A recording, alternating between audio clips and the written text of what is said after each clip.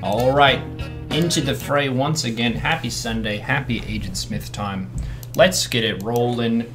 Introducing Agent Smith.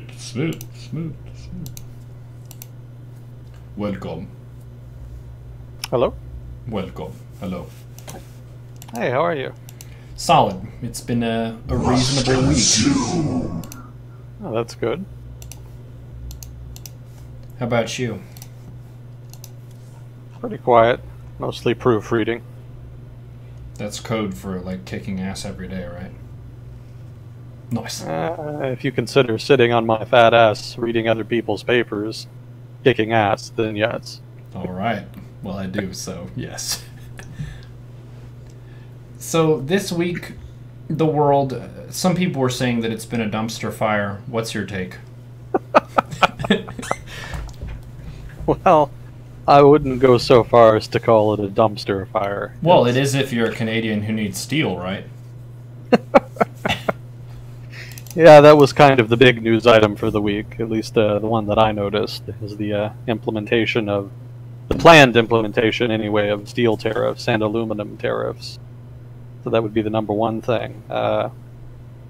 If you're not familiar with that, basically the Trump administration used this sort of obscure legislation from, I think, the 1960s or so that allows the executive branch to implement tariffs if there is a perceived national security issue as far as the importation of certain goods, or at least unfair import of certain goods. So that was the justification to implement tariffs on steel and aluminum. Wait, but what is this security threat? It hasn't really been outlined. It's sort of the argumentation, I think, is nominally that the steel industry and aluminum industry are important for the manufacture of sensitive military goods, either weapons or vehicles or other equipment that is relevant to the maintenance of a strong military. And so because the steel and aluminum industry in the United States are sort of losing ground, I suppose, you could argue then, as the administration is, that the decline of the American steel industry and aluminum industry is therefore a threat to national security. Hence grounds for steel and aluminum tariffs. This is a bit of a stretch. The United States imports steel and aluminum more from its allies than it does from any potential opponents, like, say, China. So there's people are dubious, basically. The free trade analysts are dubious about the logic behind it. It's suspected to be more of a political move than an economic move or an actual national security issue. China has engaged in dumping of steel over the past 10-some years, pretty much, since the 2008 financial crisis, after which the Chinese government itself, and through its state-owned enterprises, specifically state-owned banks, stimulated the Chinese economy with a significant increase in direct spending and loans that specifically targeted infrastructure.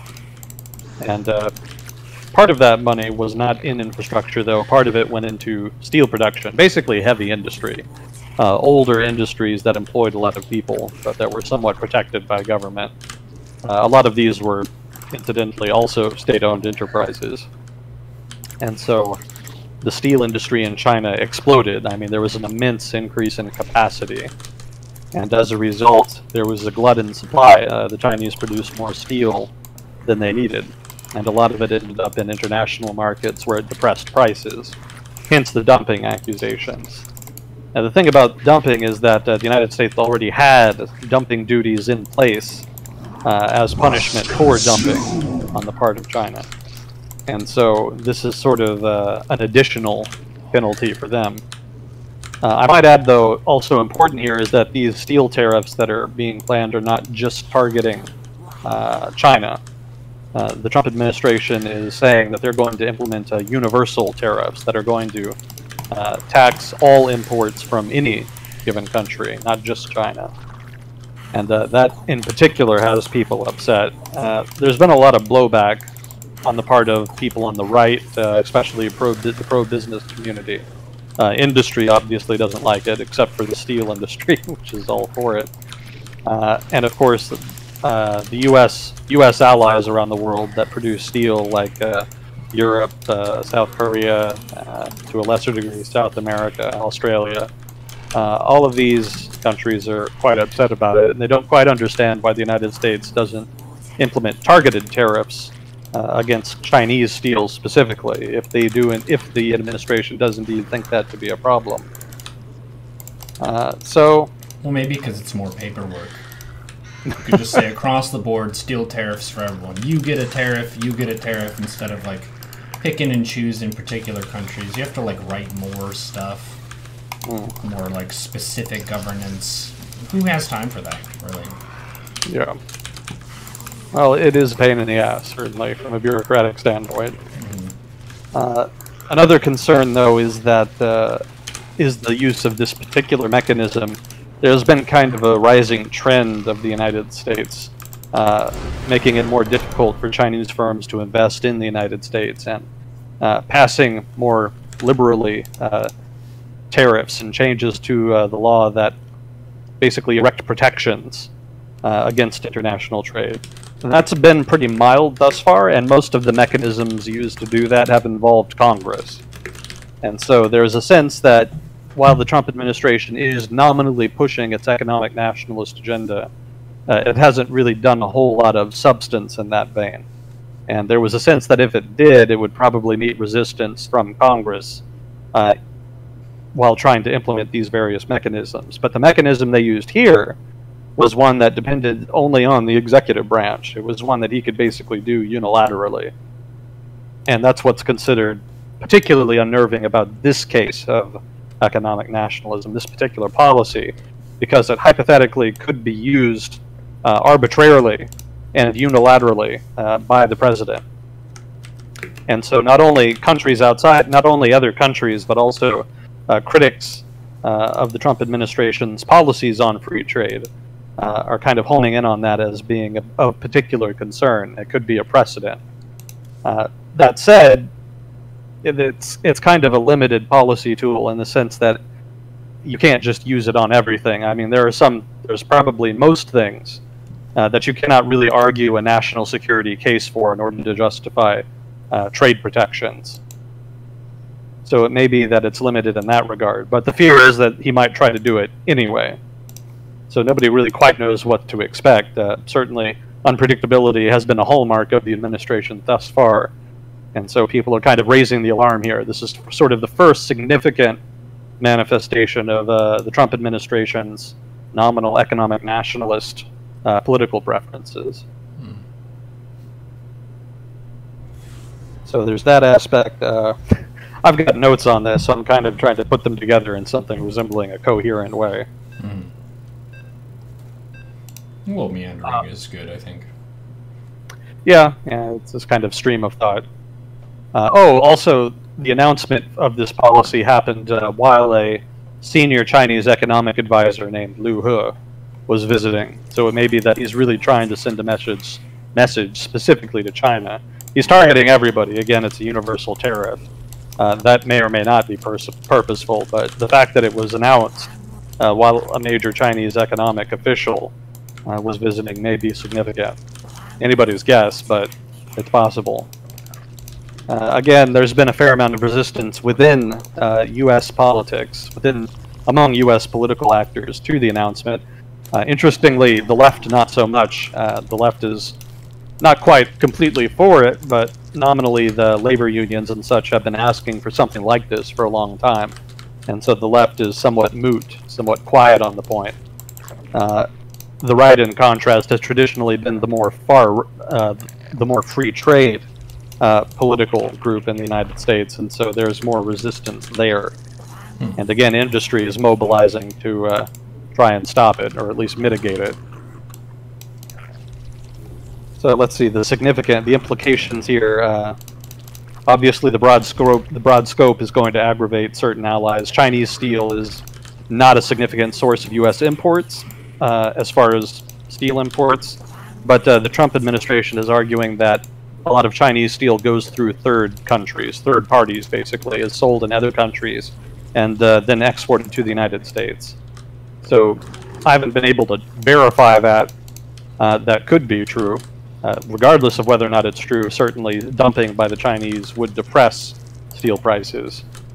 But whether the United States, whether the U.S. steel industry is really being significantly threatened by said dumping, or for that matter, dumping through third countries, as it were, I'm not sure about that. I haven't been able to check that or verify that, but that's what the administration is arguing. To clarify, dumping is like throwing it away completely, or are they flooding a market somewhere? What does that mean? Dumping is a bit of an ambiguous term in international trade. Nominally, probably the most universal definition you can get is that it's selling a product below cost of production. Generally, there's also part of the definition is also that you're purposely selling below cost in order to capture the market and push other producers out of the market, so that you can be a dominant producer. So that maybe not necessarily monopolize it, but take more market share than you would have been able to get if you had been competing fairly. The example that comes to mind that maybe it's not the same thing would be Saudi Arabia kind of establishing discipline in the oil market by flooding it with a bunch, but that's not quite the same because they already have a big market share in that, right? Yeah, the Saudis already have probably one of, if not the largest market shares in the oil market, in the world oil market, such as it is. There's not really one world oil market, actually. There's a lot of different regional oil markets, which is, I don't know if that's common knowledge. People talk about oil prices a lot, but they talk about it like there's one oil price for the entire world, and there's actually not. Prices differ by region. Generally, the price of oil you hear is either the price of oil in your region, where you live, or they're citing West Texas crude, I think, is generally sort of the standard for world, quote-unquote, oil prices. That's an older market and a well-established, so that's kind of the go-to for the industry.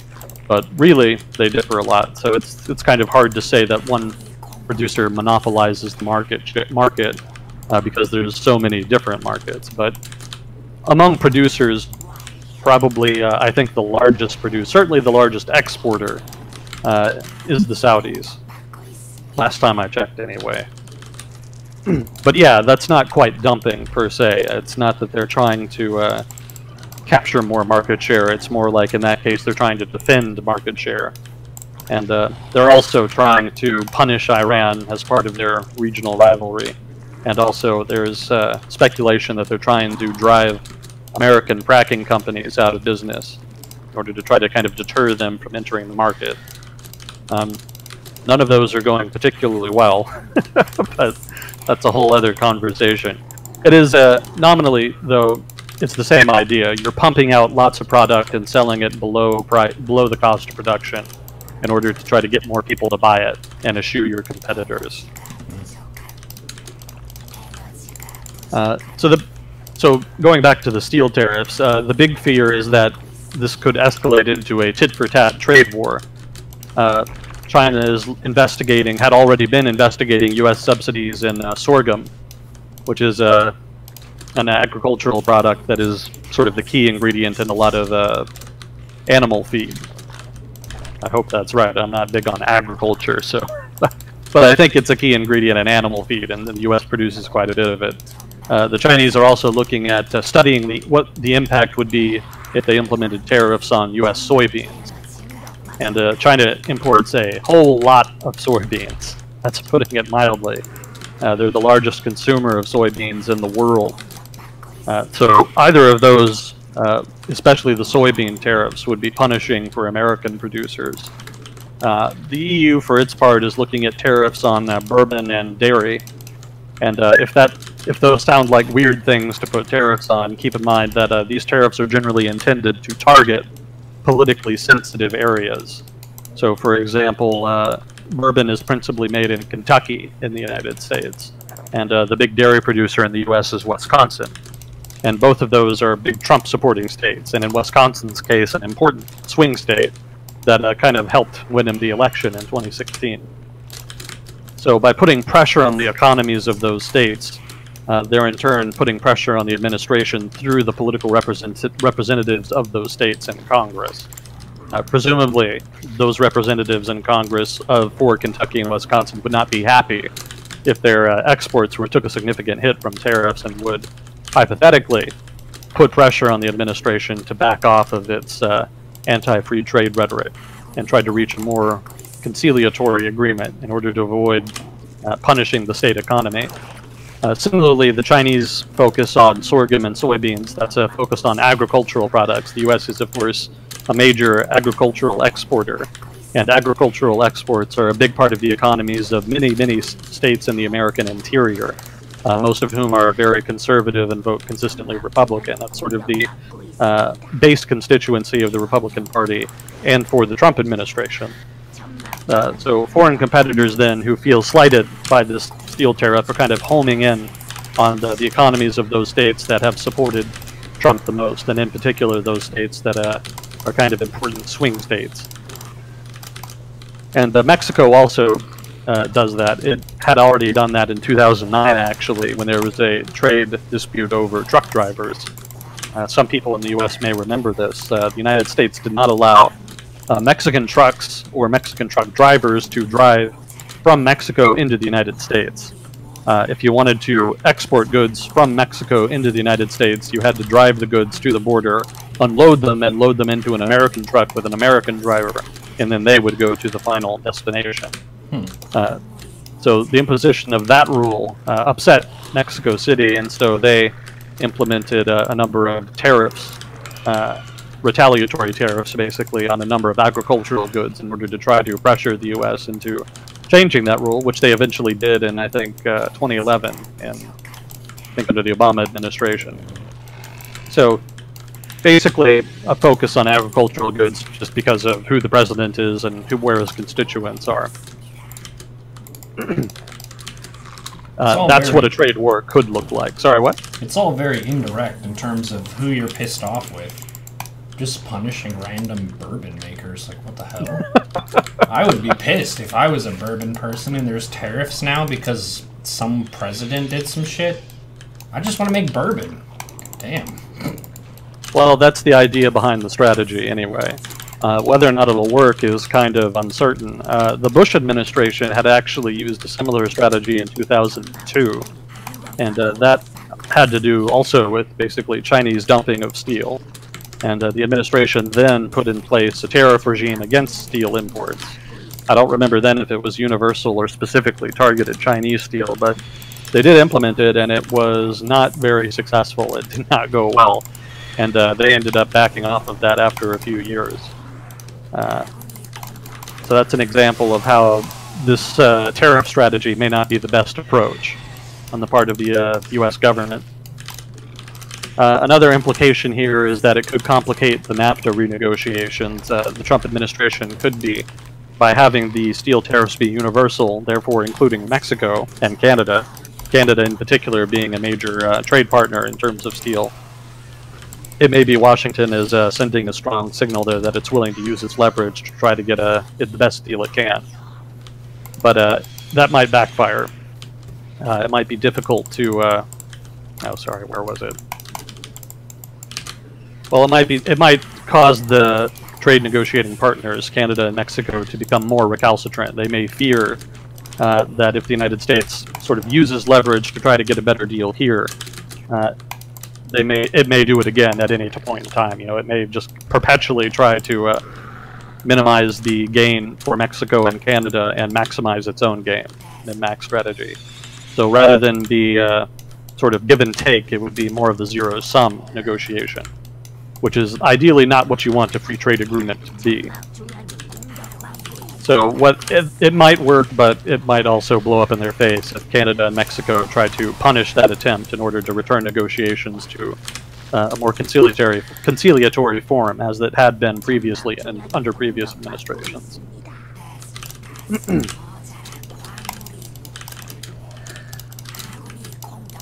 I think that's about all I had for it.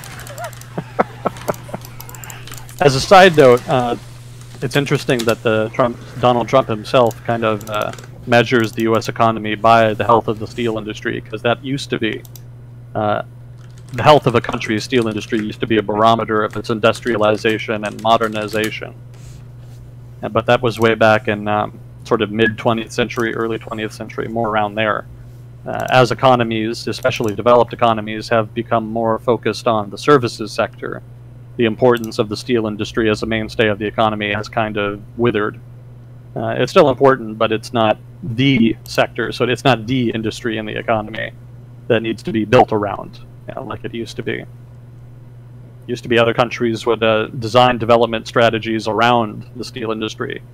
There was a sense that they wouldn't be able to modernize their economies without one, and so mid-20th century there was a lot of import substitution strategies that focused on first developing a steel industry that could then be built around, that could support an automotive industry, an aeronautics industry, or other such industries. Also, white goods, durable consumer good industries like refrigerators, that kind of thing.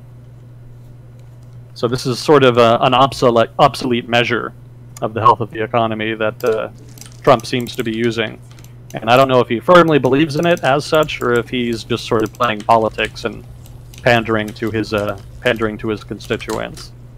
If I had to guess, I would say latter, but again, hard to predict. It's hard to tell with the Trump administration. It's kind of all over the place and hard to read at times.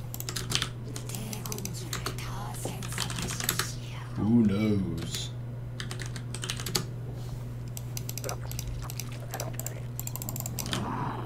So that was a meandering answer to the... I guess it wasn't even a question. You just sort of I just sort of unprompted gave that. Yeah, but like you said, that was the big item of the week that people are buzzing about. So you're kind of connecting it to why that was the case, what the historical precedent is for using this as a strategy, who we're trying to use it against, and why it's being used by Trump in particular, and what other examples of it are. It made sense to me. Okay. I'm always concerned I'm just sort of shouting random information that doesn't make sense, just without context. Well, so. Isn't that the problem with the clusterfuck? You're trying to explain a clusterfuck to someone, and they walk away with it with a little bit more knowledge than they had, but it's not really going to tell people like exactly what this means and where it's going, because nobody really knows. Maybe Trump himself doesn't even know. Yeah, I was reading that there was sort of a big, how would you put it? There was a lot of disagreement within the administration about what direction to take. Trump himself apparently was pretty dead set on implementing a strong tariff regime. Was pretty hell-bent on that, and a lot of his economic advisors were dead set against it, and they were apparently trying to dissuade him right up until the last minute. He also has a lot of protectionists in his government, whom apparently kind of sidelined the pro-free trade people by talking directly to him. One of the rumors, I guess you would call it, is that Donald Trump himself generally favors the policy that was advocated by the last person he talked to.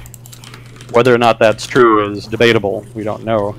But what I read was that the last people, well, not the last people, but the anti-free trade crowd in his administration went out of their way to interact with him more frequently and on a more personal level than the pro-free trade crowd, which used normal channels, but was then less effective. I think I read that on Politico, so make of that what you will. Well, that's one of the tough kind of signal-to-noise things with being the president, is there are so many issues at a given time. How do you decide what to focus on? And it seems like you're saying his strategy is, all right, the last thing someone told me to focus on is what I'm focusing on.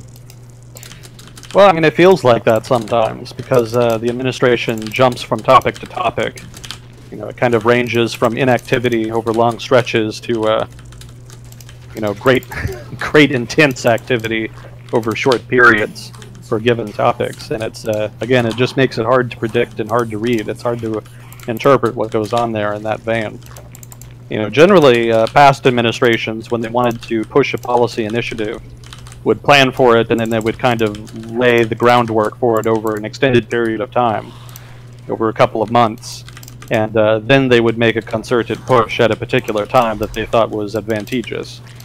So there was generally more foresight, planning, and strategy involved than seems to be being implemented in the Trump administration, which would seem to fit in his overarching strategy of just opportunism.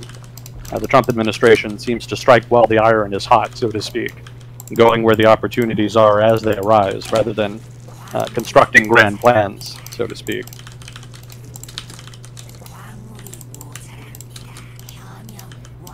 Well, let's see. We can return to that. But for now, I think we've got some questions. What do you think of the gig economy and the effects of technology on human subjectivity? Yeah, the gig economy is an interesting development. That's sort of I don't know if that's so much a result of technology, or if it's more a result of overregulation. It's kind of hard to parse. Maybe somebody's done some research on that in academia. I'm sure somebody has at some point, but I haven't read it. Basically, if you're not familiar with the gig economy, the idea of the gig economy is that instead of having like a long-term, well-paying job with benefits, you just have a series of gigs. You have a series of short-term jobs that generally don't pay very much and don't have any benefits. And one of the trends in the developed world, in developed economies, is that a larger and larger portion of jobs, well, a larger and larger portion of the workforce is making their way, so to speak, with gig jobs instead of traditional jobs. And some of that could be because of technology, because of automation. You just don't need as many people in factories and other such forms of production, and those were generally more the crux of the traditional economy and traditional jobs. And because you don't need as many of those people, you have kind of a surplus of people who don't really have anything to do, and so they get by on sort of little jobs here and there. But you could also argue it has to do with stringent regulation of the economy. You know, in certain European economies like France or Italy, there's a lot of regulations that make it difficult to start a business, and there's a lot of regulations that heavily favor unions. And some of those jobs make it very difficult some of those laws, rather, make it very difficult to hire and fire workers. You know, you could fire a worker and be on the hook for their salary for the next, 6 months to a year. And during which time they're not producing anything for you because you fired them. So there's a big penalty to laying off workers, and that makes people very reticent to not only fire them, but it also makes companies reluctant to hire people in the first place. Because if you hire someone and they don't pan out and you need to let them go, you kind of can't. You know, it's kind of more expensive to let them go than it is to kind of keep them on, even if they're not a very efficient worker. So in that way, for that reason, then a lot of firms in Europe don't hire that much and tend to privilege established workers who they have a lot of confidence in, or union workers whom they have contracts with, and then don't really hire as much as they might otherwise in turn. So that pushes people out into the quote-unquote gig economy. The other side of that, though, is that such firms in that position prefer to hire interns. They get called different things in different countries, but basically interns, where you work for little to no pay in exchange for work in which you prove yourself, and then hypothetically, after you've worked for a while and proved that you're an efficient worker, then maybe you get an actual job, an actual contract. Pact and I talk about this, where you say, "Oh, well, we're not going to pay you, but you're going to get great exposure." It happens a lot in esports and on Twitch and stuff, where it's like, we're going to pay you nowhere close to a living wage, but you'll get to say you did this. Yeah. Isn't that great? Wow. Yeah, that's the logic behind it, and it's grown a lot, not just in the United States, but also in Europe, for the reasons that I kind of outlined. It's again, if you actually hire a full-time worker, it's risky because you don't know if they'll pan out, and it'll cost you because of the benefits regime. But hiring a quote-unquote temporary worker, like an intern, you can drop them, keep them, or whatever you want, and there's no risk to you. So, in a case like Europe, you can address that partly by making it easier to hire and fire workers, liberalizing economic regulations, opening things up, trying to encourage more competition. But in cases like the US and UK, where the problem is more the other way, more with automation, I think, because we don't have as much of a benefits regime here, at least certainly not compared to Europe. The UK is a little closer to Europe in that regard, but they kind of toe the line. They're sort of more in between the US and Europe in terms of benefits regime, social benefits and whatnot. So for the United States, it might be, it's harder to say there because that gets into the political area. That's how do you deal with unemployment from automation? A lot of different people have a lot of different opinions on that, and that's harder to reach a consensus on because of those differences. So a lot of people, I imagine, have preconceived notions about what to do that, so I'll leave them to those notions. It's a matter of individual opinion. So that's more or less that's my impression of the gig economy and kind of where it comes from and how different countries will kind of deal with it.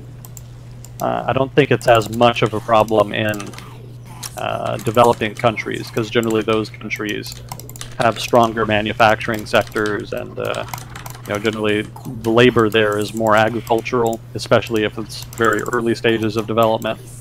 And more developed countries that are further along generally have factory jobs, like maquiladoras in Mexico, for example. It's not a great job, but you can make money there, and they're generally relatively stable, at least as I understand it.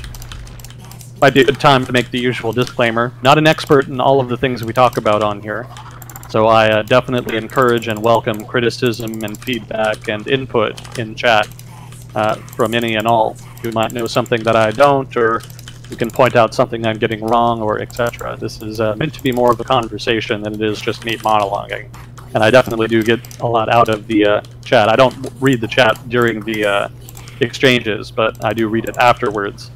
So I can definitely benefit later once I read through everything again.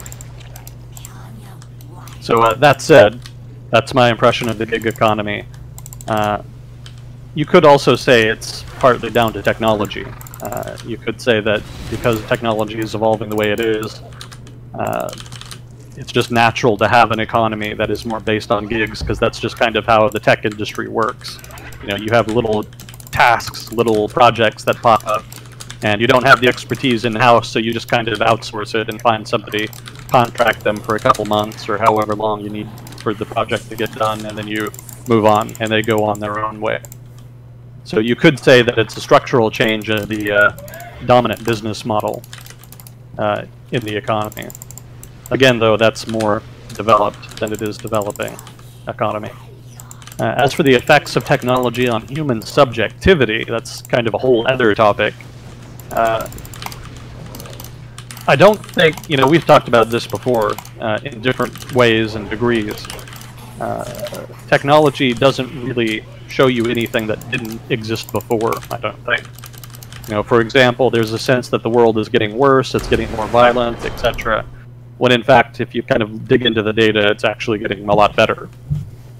But because media is proliferating, because it is easier and easier, because the world is being shrunk basically by technology and media, you get more and more information. You see more and more of what goes on. And so you get a sense then that things are getting worse because you're receiving more negative information. But that's really more just a function of receiving more overall information. Just the total amount of information you're receiving is going up. So correspondingly, negative information is going up. But that doesn't mean the overall negative events happening is actually going up. In fact, again, it would seem to be going down. So in that way, technology is definitely affecting human perceptions more than human subjectivity. I don't think I guess to kind of really get into the weeds here, the semantics, human subjectivity, I don't think will ever really change. I mean, human subjectivity is kind of an innate trait to human nature. People are always going to be subject to their own little biases, their own preferences, etc. And there's always going to be information asymmetries. There's always going to be portions of the population that knows things that other portions don't. And there's also just the learning curve. When you're young, you don't know as much, and then you know more as you grow older. Kind of explore the world and learn new ideas and new skills and whatnot.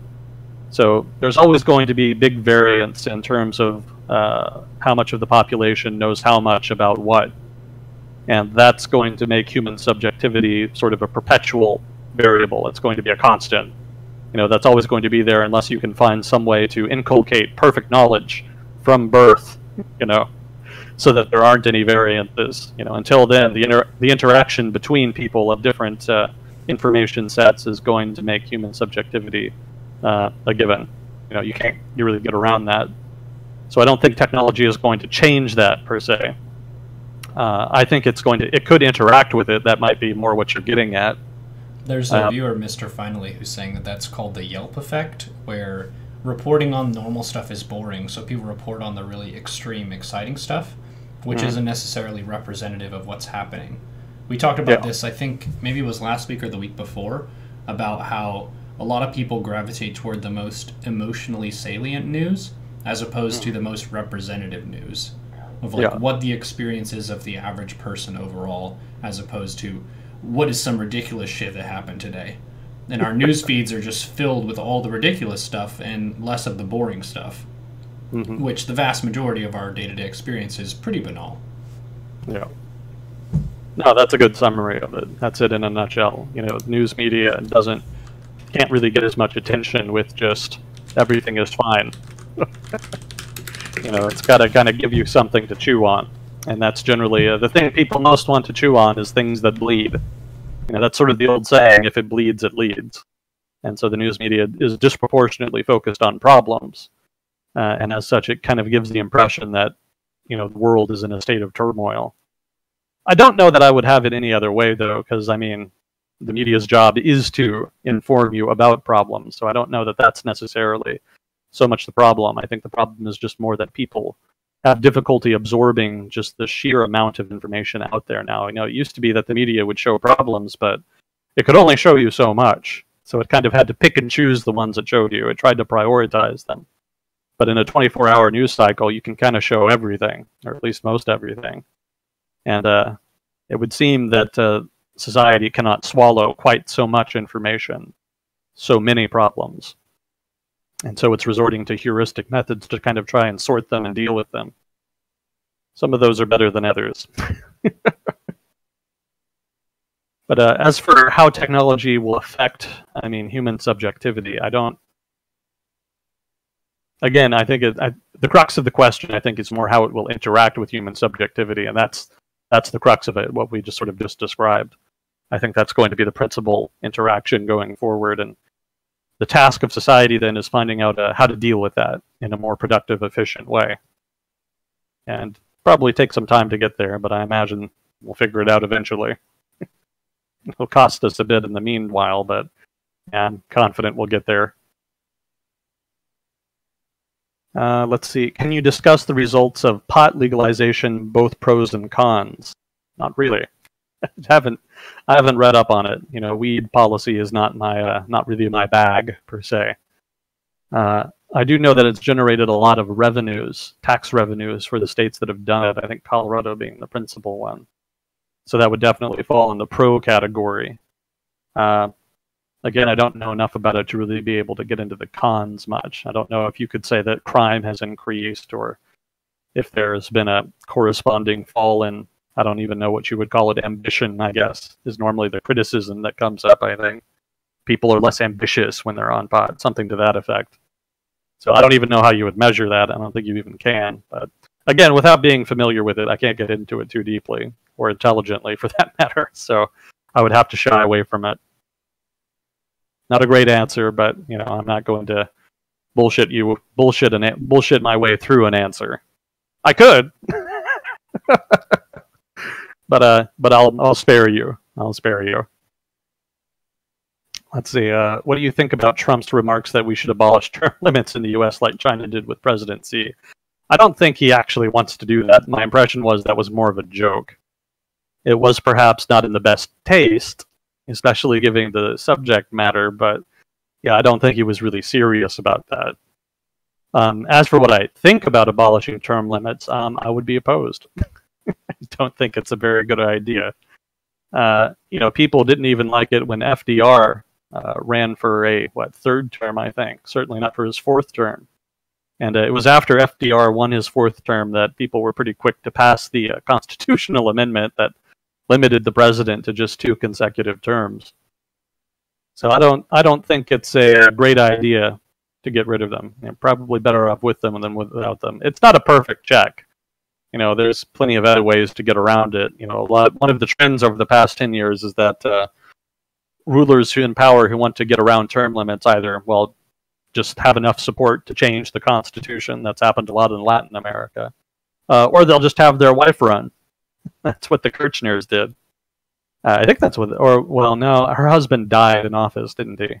So she just kind of took over afterwards. But that has happened in other places. Basically, the wives just kind of run for office in place of their husband, and then easy, stay in power that way. So term limits are not a perfect protection, but it's better than not having them. It just gives you a little extra insurance. Let's see, what are your thoughts on the steel and aluminum tariff this week by President Trump? There you go. I think we covered that pretty well. Let's see, was Gaddafi actually bad for Libya? He seemed to be decent for the country. That's kind of a subjective question. That's kind of hard to answer because different people will have different ideas about what's good or bad for Libya. Nominally, the argument for Gaddafi is that he held the country together, that it was nominally stable under his governance, that the economy developed, and that he redistributed oil resources to the broader part of the population, therefore benefiting more people than in a more liberal regime, you might say. He's also popular in Africa because he spent a lot of oil money on the African Union and trying to curry favor with various African regimes. So that also bought him a lot of popularity. I mean, the trouble with those arguments, of course, is that they all ignore the fact that he maintained his rule through authoritarian oppression. So even if governance was, well, I wouldn't even argue that governance was good because there was a lot of corruption as well in the regime. But certainly if you were imprisoned by the Gaddafi regime for some political crime, you would not think he was great for Libya. You would probably rather disagree with that. There was some Islamists in Libya, but there was also a lot of liberals and such who wanted to open up the regime and were arrested accordingly. Obviously, they got clamped down on, and so they became less and less visible and less of a force over time.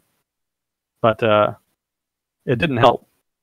One of the arguments people like to make is that it's better for Middle Eastern countries to have authoritarian governments than democratic governments, because then if they try to open up, then either Islamists will get into power, radical Islamists will get into power, or the countries will just break down into civil war, therefore making their societies fertile ground for Al-Qaeda, Islamic State, what have you. But this isn't really great logic, because the reason that a lot of countries in the region have broken down when forced to open up one way or the other is because governance had been so bad for so long. The principal driver for terrorism and instability in the region is pretty much principally bad governance on the part of status quo regimes, which are authoritarian and corrupt and have no interest in moderating or modernizing. The only times they liberalize are when they absolutely have no other choice. And generally that's introduced instability just because the status quo was in place for so long. If you predicate your regime's legitimacy entirely on your ability to subsidize bread, and then your economy crashes and you can't do it anymore, whose fault really is it when there's a revolt against you, when you can't subsidize bread? Well, that's pretty much yours, because you should have predicated legitimacy on something beyond just subsidies. You should have had probably something resembling at least a somewhat more open regime in which people had a voice and could put their faith in.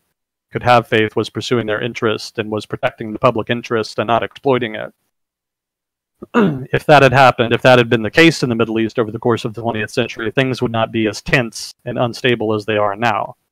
As well as they were not, and political culture and political institutions were abused and maligned, and they're not in really good shape now, which lends itself to instability when things basically implode, as they inevitably will. That's one of the reasons Saudi Arabia is trying to modernize and moderate now.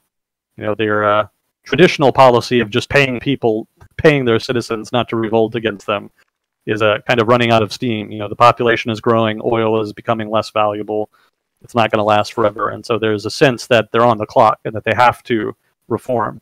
Hence Mohammed bin Salman's big reform effort over the past couple years. Other countries are studiously going in the opposite direction, trying to deal with rising unrest with more oppression, and that's not really working. You know, Egypt had the Arab Spring affected Egypt, for example, and the government was more or less overthrown.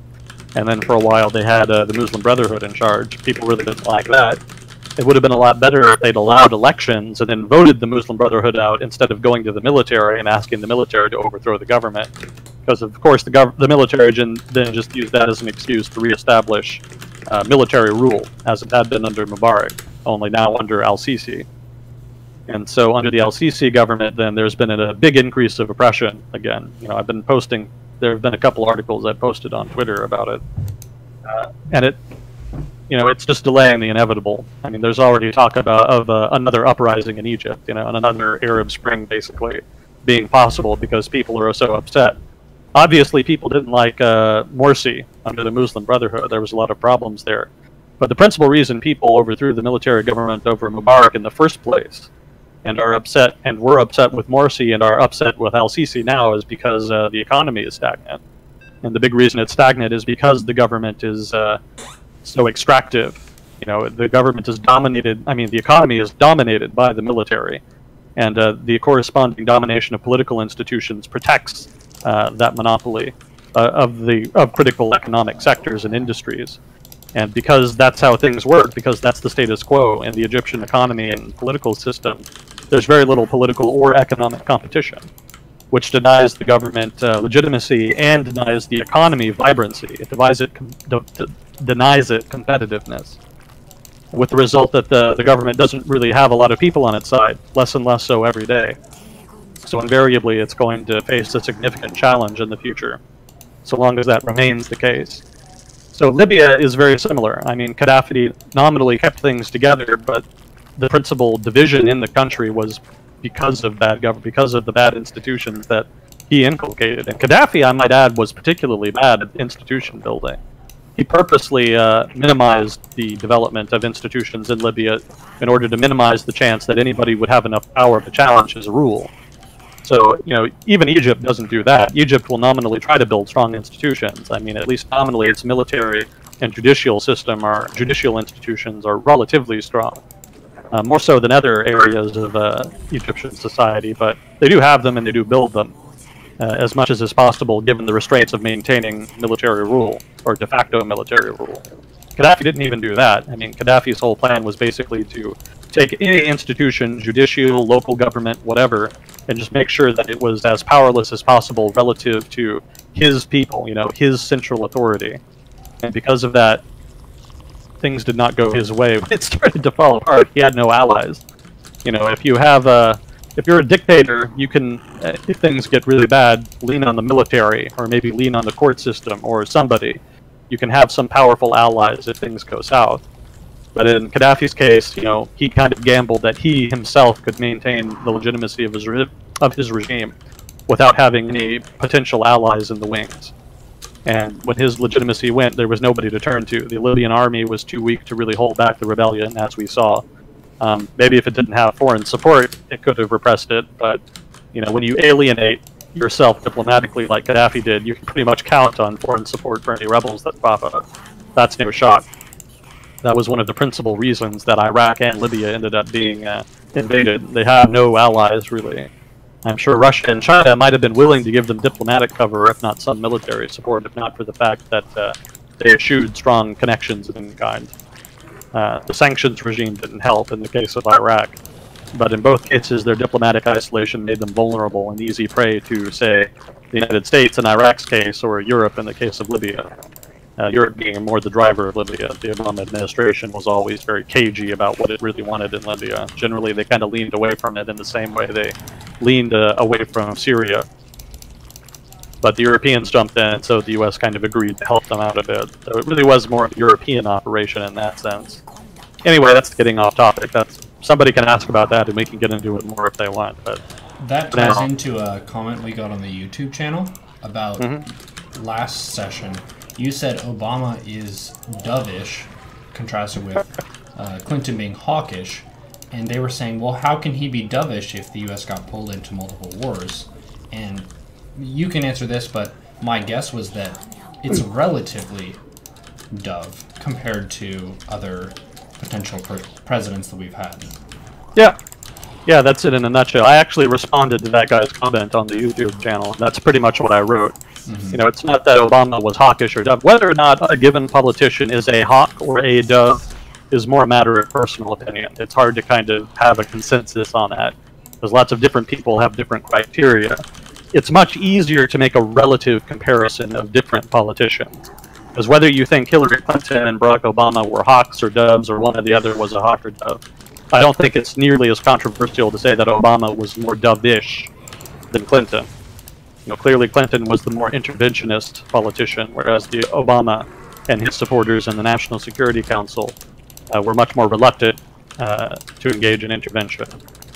And in that sense, they were relatively more dovish. But the crux of the question, was Gaddafi actually bad for Libya? Again, largely subjective. It just depends on how you would want to define it. I would argue principally bad, just because he held back the development of Libya's political institutions and inculcated corruption in the economy, at least because he partly made the economy politicized economy, which a lot of dictators do. It's not unusual. So I would say, on the net, bad, even if he did some good things. That kind of connects with the stability versus good governance question, where Gaddafi is sort of predictable in a way of you can predict what his interests are and what he's going to kind of fight for. So for the region, he's good for other people to kind of know what's going on. But for the people of the country, he's not very good because he doesn't give a fuck. He wants his amazing outfits and he wants more power for himself. Yeah.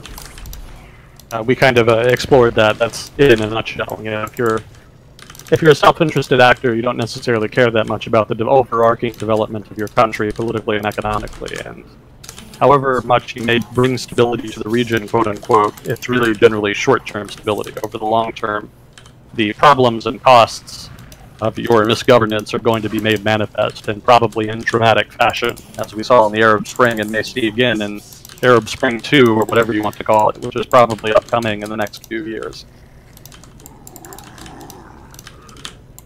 Let's see. So what do you think of the proposed Starlink satellite internet plans and its potential to bring cheap internet to remote parts of the developing world?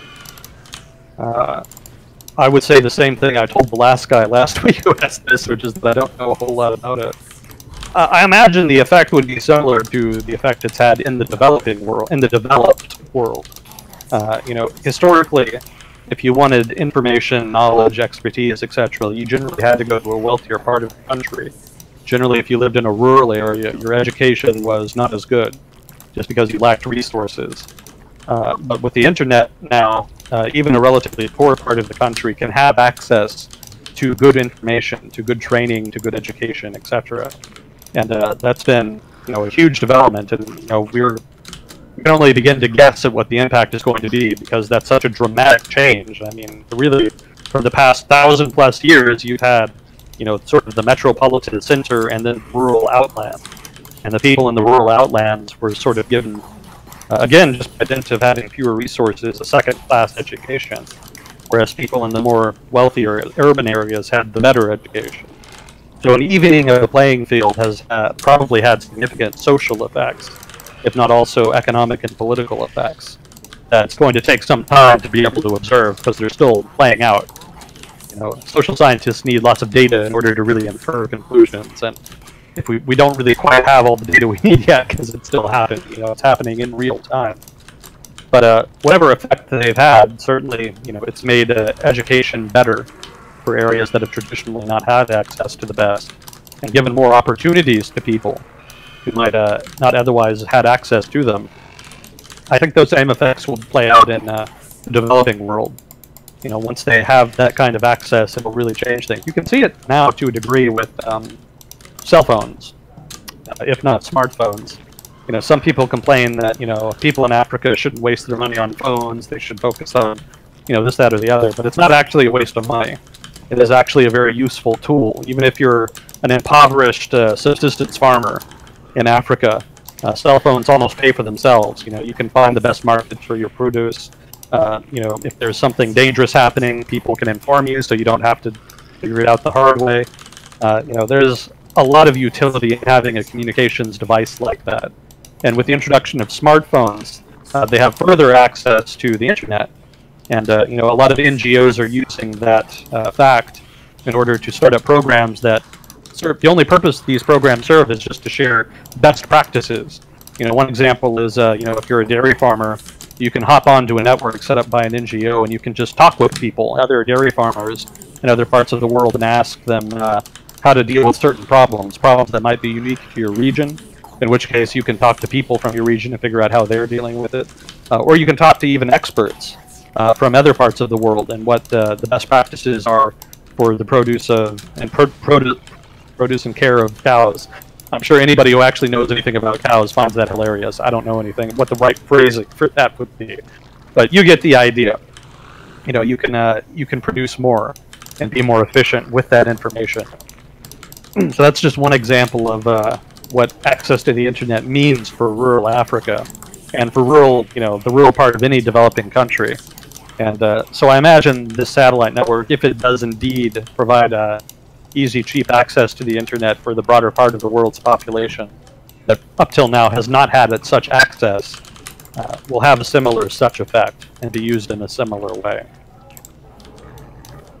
So that's not a great answer. I don't have specifics per se there, but off the top of my head, that's just what I can think of. What do you think are the implications of the fight between Russian and U.S. military forces in Syria? Yeah, people have been trying to blow this up a bit recently. We actually talked about it not long after it happened a couple weeks ago, and I don't think I would say anything different now. I don't think there's a lot of significance to it, and I don't even really think that it was a fight between Russian and U.S. military forces. I know the media, there was basically some of the mercenaries involved, Russian mercenaries involved, complained to their, company or whatever you want to call it, and the company had started complaining that actually it was several hundred Russians that had died and not several dozen as had been originally reported, and that the Russian government needs to help them out more. Something to that effect. So that might just be posturing on the part of Wagner, which is the group that pays for that operates those Russian mercenary units. That might be posturing on their part to get more funds or more support from the Russian government or something to that effect. That may just be more politics than anything. Regardless of whether it was hundreds or dozens or, whatever. I was reading today that Russian mercenaries were just a small part of a larger force that was mostly Syrian and Afghan. Whatever the case may be, I think the original crux of it, the original impetus for that, was the Syrian government wanting to test the U.S. commitment to Kurds in Syria. They wanted, I think, to try to occupy some oil and gas production facilities across the Euphrates. I should point out that the Euphrates was sort of the agreed demarcation line between Kurdish territory and Syrian government territory. That was agreed between the United States and the Syrian government and their backers a year or two ago when they were negotiating how to deal with the Islamic State. So nominally that agreement still stands, and so I suspect that somebody, probably the Syrian government, wanted to try to test that U.S. commitment to maintaining that boundary. And perhaps, if they could, if the U.S. commitment was not that strong, get some profitable oil-producing facilities out of it, and perhaps incrementally take back more and more territory over time in a similar way. As was, the incursion was met with a strong response. And I think that sent a strong signal that the U.S. commitment is for the long term and is strong. And in that sense, I don't think there will be a recurrence of that over, in future, unless different circumstances arise. As is, I don't think anybody would want to kind of go in and just waste a couple hundred troops to U.S. airstrikes again for no reason. So I don't think things will escalate beyond that. The Russians, if you're really interested in the Syrian conflict, to kind of advertise here, I have a SoundCloud page, and I nominally have a podcast that I'm trying to start. And the first couple episodes are just about Syria. So if you're really interested in it, you might pop over there and give that a listen. interested in feedback because it's my first time and it's probably not great. So you can tell me all the ways it's terrible and whatnot, which would be of great help to me. I would appreciate that. But anyway, if you want to get more into that, that's kind of like a better resource. You can get more information there than anything I can sort of come up with off the cuff right now. But the Russians, kind of succinctly, are not really that interested in reuniting Syria, so to speak. They're not interested in having the Syrian government control all Syrian territory again. All of the territory they controlled before the civil war. They don't really care that much. They're a lot more interested in just ensuring the continued rule of Assad and the Assad government. Beyond that, their commitment is more mercenary. They're more flexible. You know, they'll increase or decrease their commitment depending on circumstances and what kind of deal they can get, so long as that minimal condition of maintaining Assad in power is met. So I don't think they're going to go all out to try to push the United States out of eastern Syria. To push it out of that territory, it's helping the SDF occupy east of the Euphrates. More likely, they'll just kind of sit by and say, okay, whatever. I think negotiations will probably start up in the next couple months in earnest between the Syrian government and the SDF to try to reach some kind of understanding. There's already been a kind of reconciliation in Afrin, where Turkey is launching offensive operations against the SDF. Maybe not the SDF, but at least the YPG, which is the biggest component of the SDF. You know, Afrin is a Kurdish enclave on the border with Turkey, and it's not connected to the rest of SDF territory east of the Euphrates. And being isolated, it was a prime target for the Turks, who have a serious hair up their ass about the Kurds in Syria. They really don't want to let that go. And they're trying to attack Afrin, and they were threatening to attack Manbij, another bit of territory, to try to coerce the United States into backing off supporting the SDF and the Kurds. And for the most part, that hasn't worked. The United States has maintained troops, special forces troops, in Manbij, specifically to deter a Turkish attack. And thus far, the Turks have not been willing to go so far as to risk U.S. casualties. They have been willing to attack Afrin, however. There's no American presence there, and there probably won't be. You know, the United States isn't that interested in helping the Kurds. They'll help them east of the Euphrates, because that was part of the original agreement as far as fighting the Islamic State. And nominally, continued U.S. commitment is predicated on preventing the return of the Islamic State. So there's no real strategic interest in helping the Kurds outside of that territory in a place like Afrin, which is not imminently threatened by the Islamic State. That's more in the Turkish sphere of influence. But to get back to the original point, the Kurds in Afrin actually asked the Syrian government to help them out. And the Syrian government actually did send troops. I think most of them got killed in a Turkish airstrike. News on that is a little ambiguous. Nominally there was an airstrike, and it's not clear if the Syrian government backed off of sending troops or if they sent more and are just being quiet about it.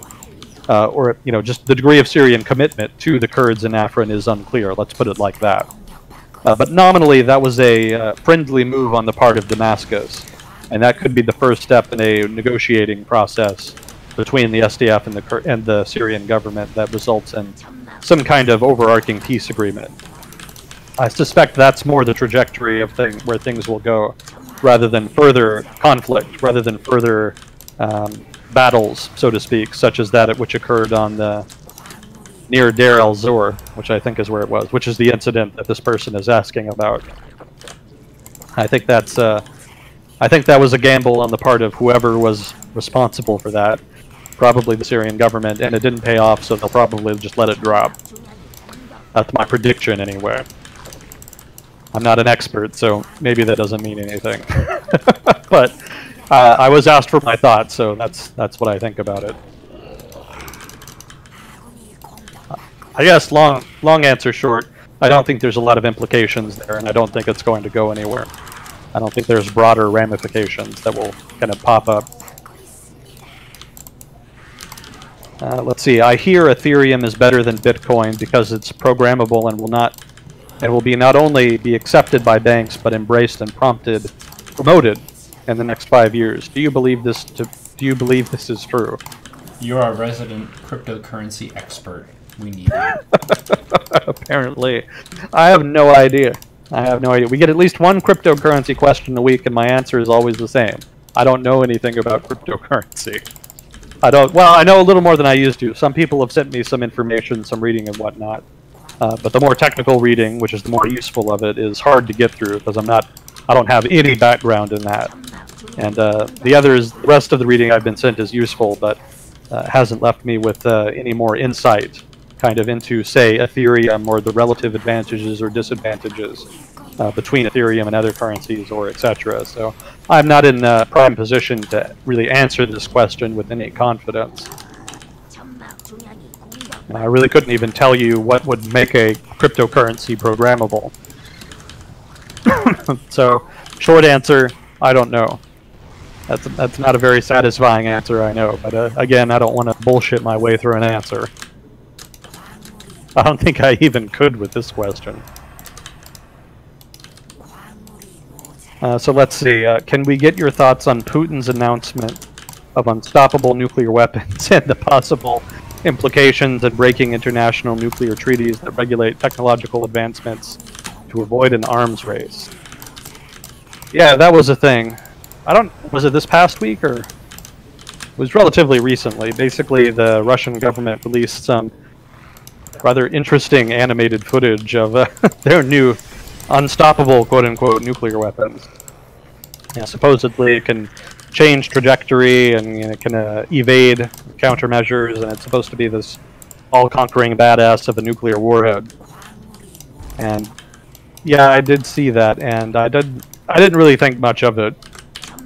One of the unfortunate trends over the past few years that's been a result of sort of the deterioration in Russian-American relations has been an increasing disregard for nuclear treaties between the two. You know, there have been a number of agreements made on restricting the development of nuclear weapons, particularly land-based nuclear-tipped cruise missiles, I believe is one of the principal agreements.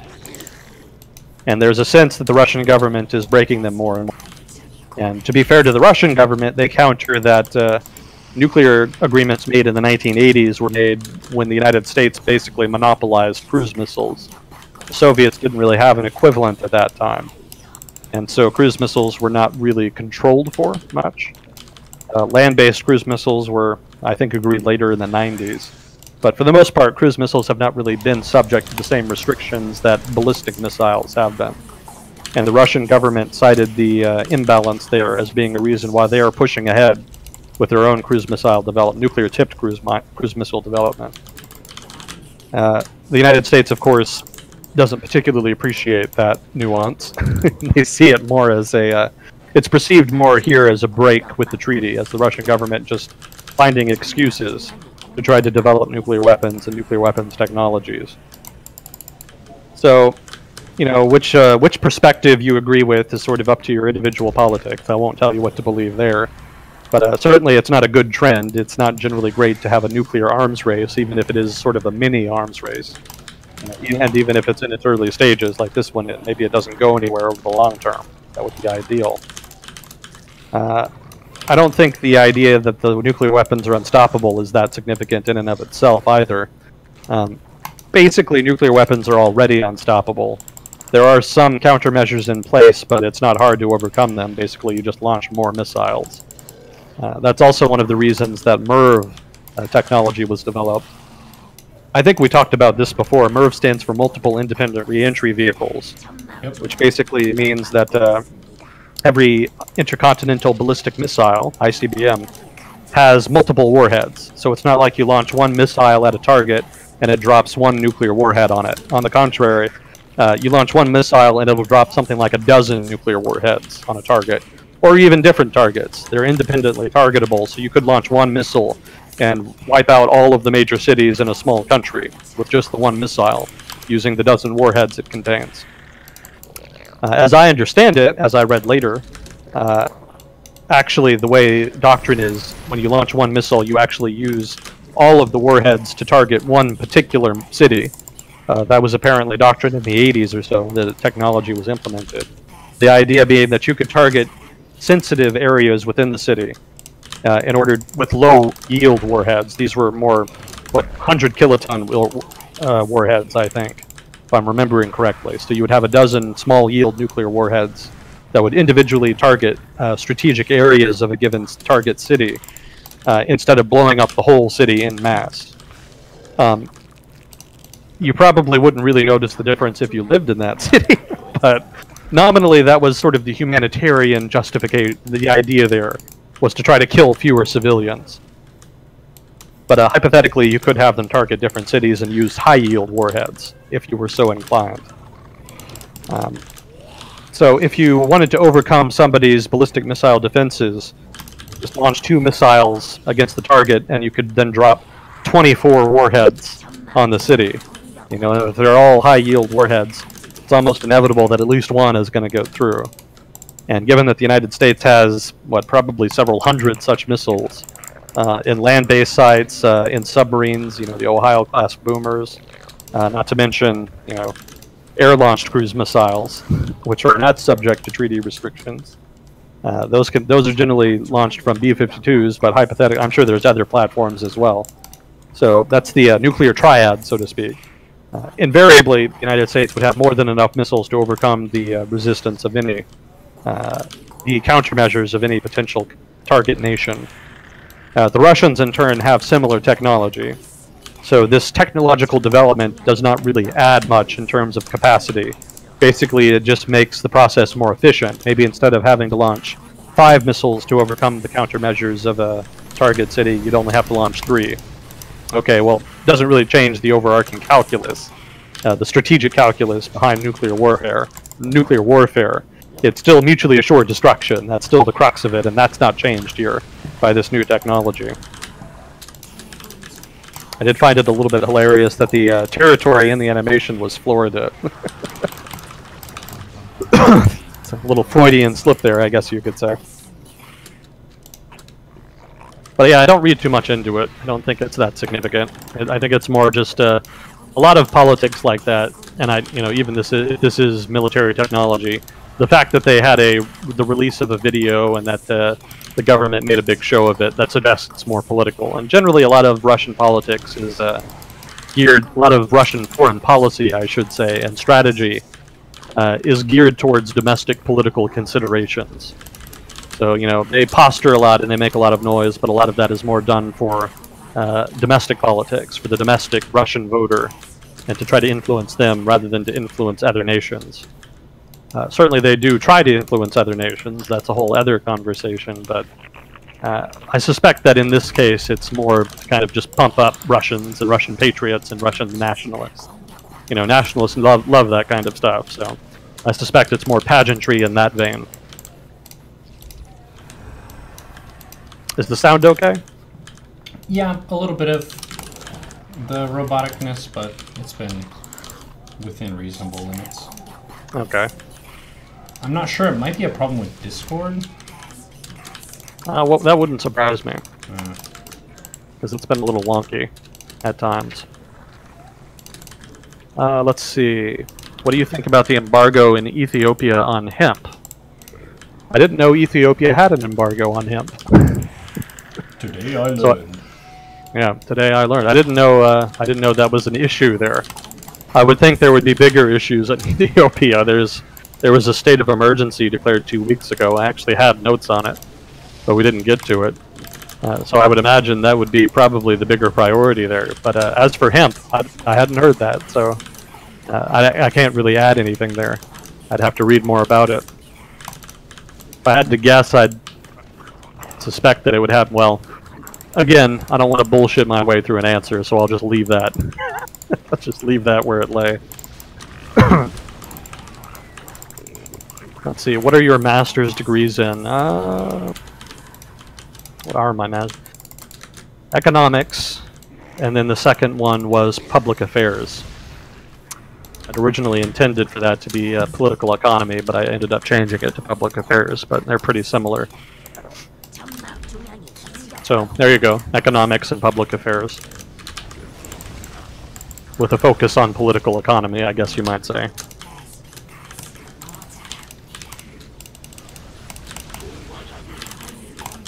Have we already discussed the recent mass shooting in Florida? We did last week, I think. And what is the difference about the way this one may affect U.S. politics? I mean, just quick summary from last week. I don't think it'll really have a big effect. I mean, nominally, status quo is always the safest bet when talking about international relations or politics or what have you. So that's always the safest bet. But I haven't really seen any fundamental change in the underlying political calculus in the gun debate.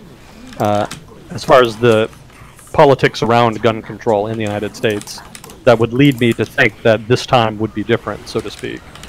So I don't think there's going to be significant movement there. There might be some minor changes. There might be some minor gun control regulations passed, but I don't think anything that would be considered significant. I don't think there will be a significant break with the status quo in that regard. I think the last time we talked about this, the chat imploded. Yep. People love guns. They were talking about that. I think the almost the whole the whole conversation went back in and was like, "Wow, they really went into that." I actually took notes on that. I actually have notes on that kind of summarize the conversation. And I actually learned a bit about the gun control debate myself, because a lot of people presented ideas and whatnot that I hadn't heard before. So I have a nice little summary of the U.S. gun control debate and different possible regulations and perspectives and whatnot. Very instructive in that way. So again, that's an example of what I get out of chat. Thank you guys for participating in that way. I appreciate that.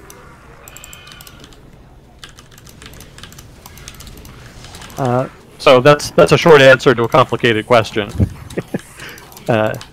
So what I guess we could get more into it, and if you do want to get more into it, feel free to ask again a more specific, a specific aspect of the issue, and we can kind of dig into it. But for now, I'll avoid risking the implosion of chat again and move on. Let's see.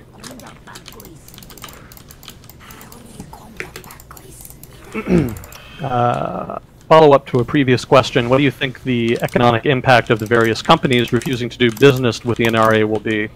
People have mentioned boycotts and such.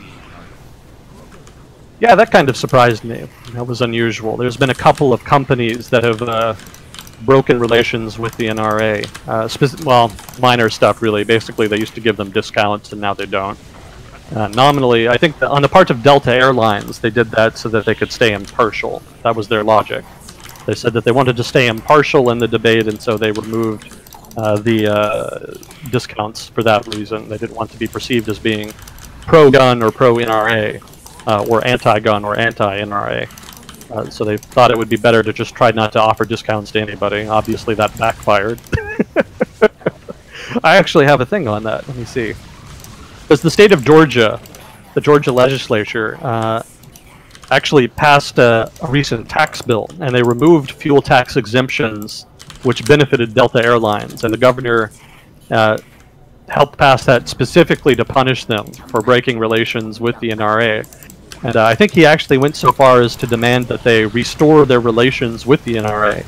They wanted the tax exemptions back. He said it was the conservatives fighting back. So it is his words, not mine. They were fighting back against this move of corporations kind of pressuring the NRA or breaking ties with the NRA. And I thought that was really telling and interesting. I mean, for one, that's not really what the legislature's tax authority is supposed to be for. You're not really supposed to use it for petty political reasons like that. It says something about political culture in Georgia, if not the South generally. That's a whole other conversation we could get into.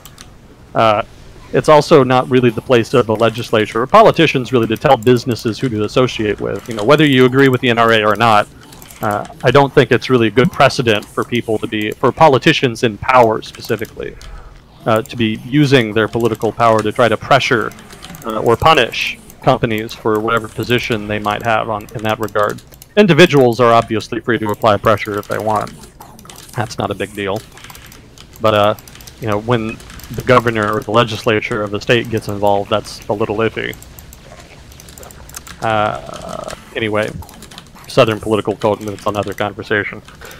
But yeah, it's an example of progress if you're anti-gun. Obviously, that kind of ups the ante. That's a new tool that you can use to try to pressure the NRA. But I think the Georgia example illustrates the more important point, which is that the NRA is not the reason that the status quo is difficult to change. The reason that the status quo is difficult to change with regard to gun control or gun laws or however you want to phrase that, the reason that's hard to change is because there is a large constituency in the United States of voters who are very pro-gun and don't want the kind of changes, at least not dramatic changes, of the vein that some are proposing. More mild changes would be acceptable, I would imagine. But you know, even those would probably be debatable. But certainly a consensus could be reached on mild propositions. But because that constituency is large and powerful and there, that's the more important reason that change is difficult. It's not the NRA sort of buying politicians or stopping all change or what have you. The NRA is powerful not because of its money, but because voters adhere to it, because voters give them money, because voters pay attention to them, because pro-gun voters support them, give them the underlying political support through which the NRA leverages into political power. If you could cut into that constituency and start, you know, changing minds there, that would fundamentally change the underlying calculus, and that would make it a lot easier to get some of the changes the anti-gun crowd is looking for. If that happened, then I would start thinking it was possible to have substantive change in that regard. But until then, the status quo will be the status quo. Any changes will probably be relatively minor. More perfections of the existing regime than a change in regime, put it like that.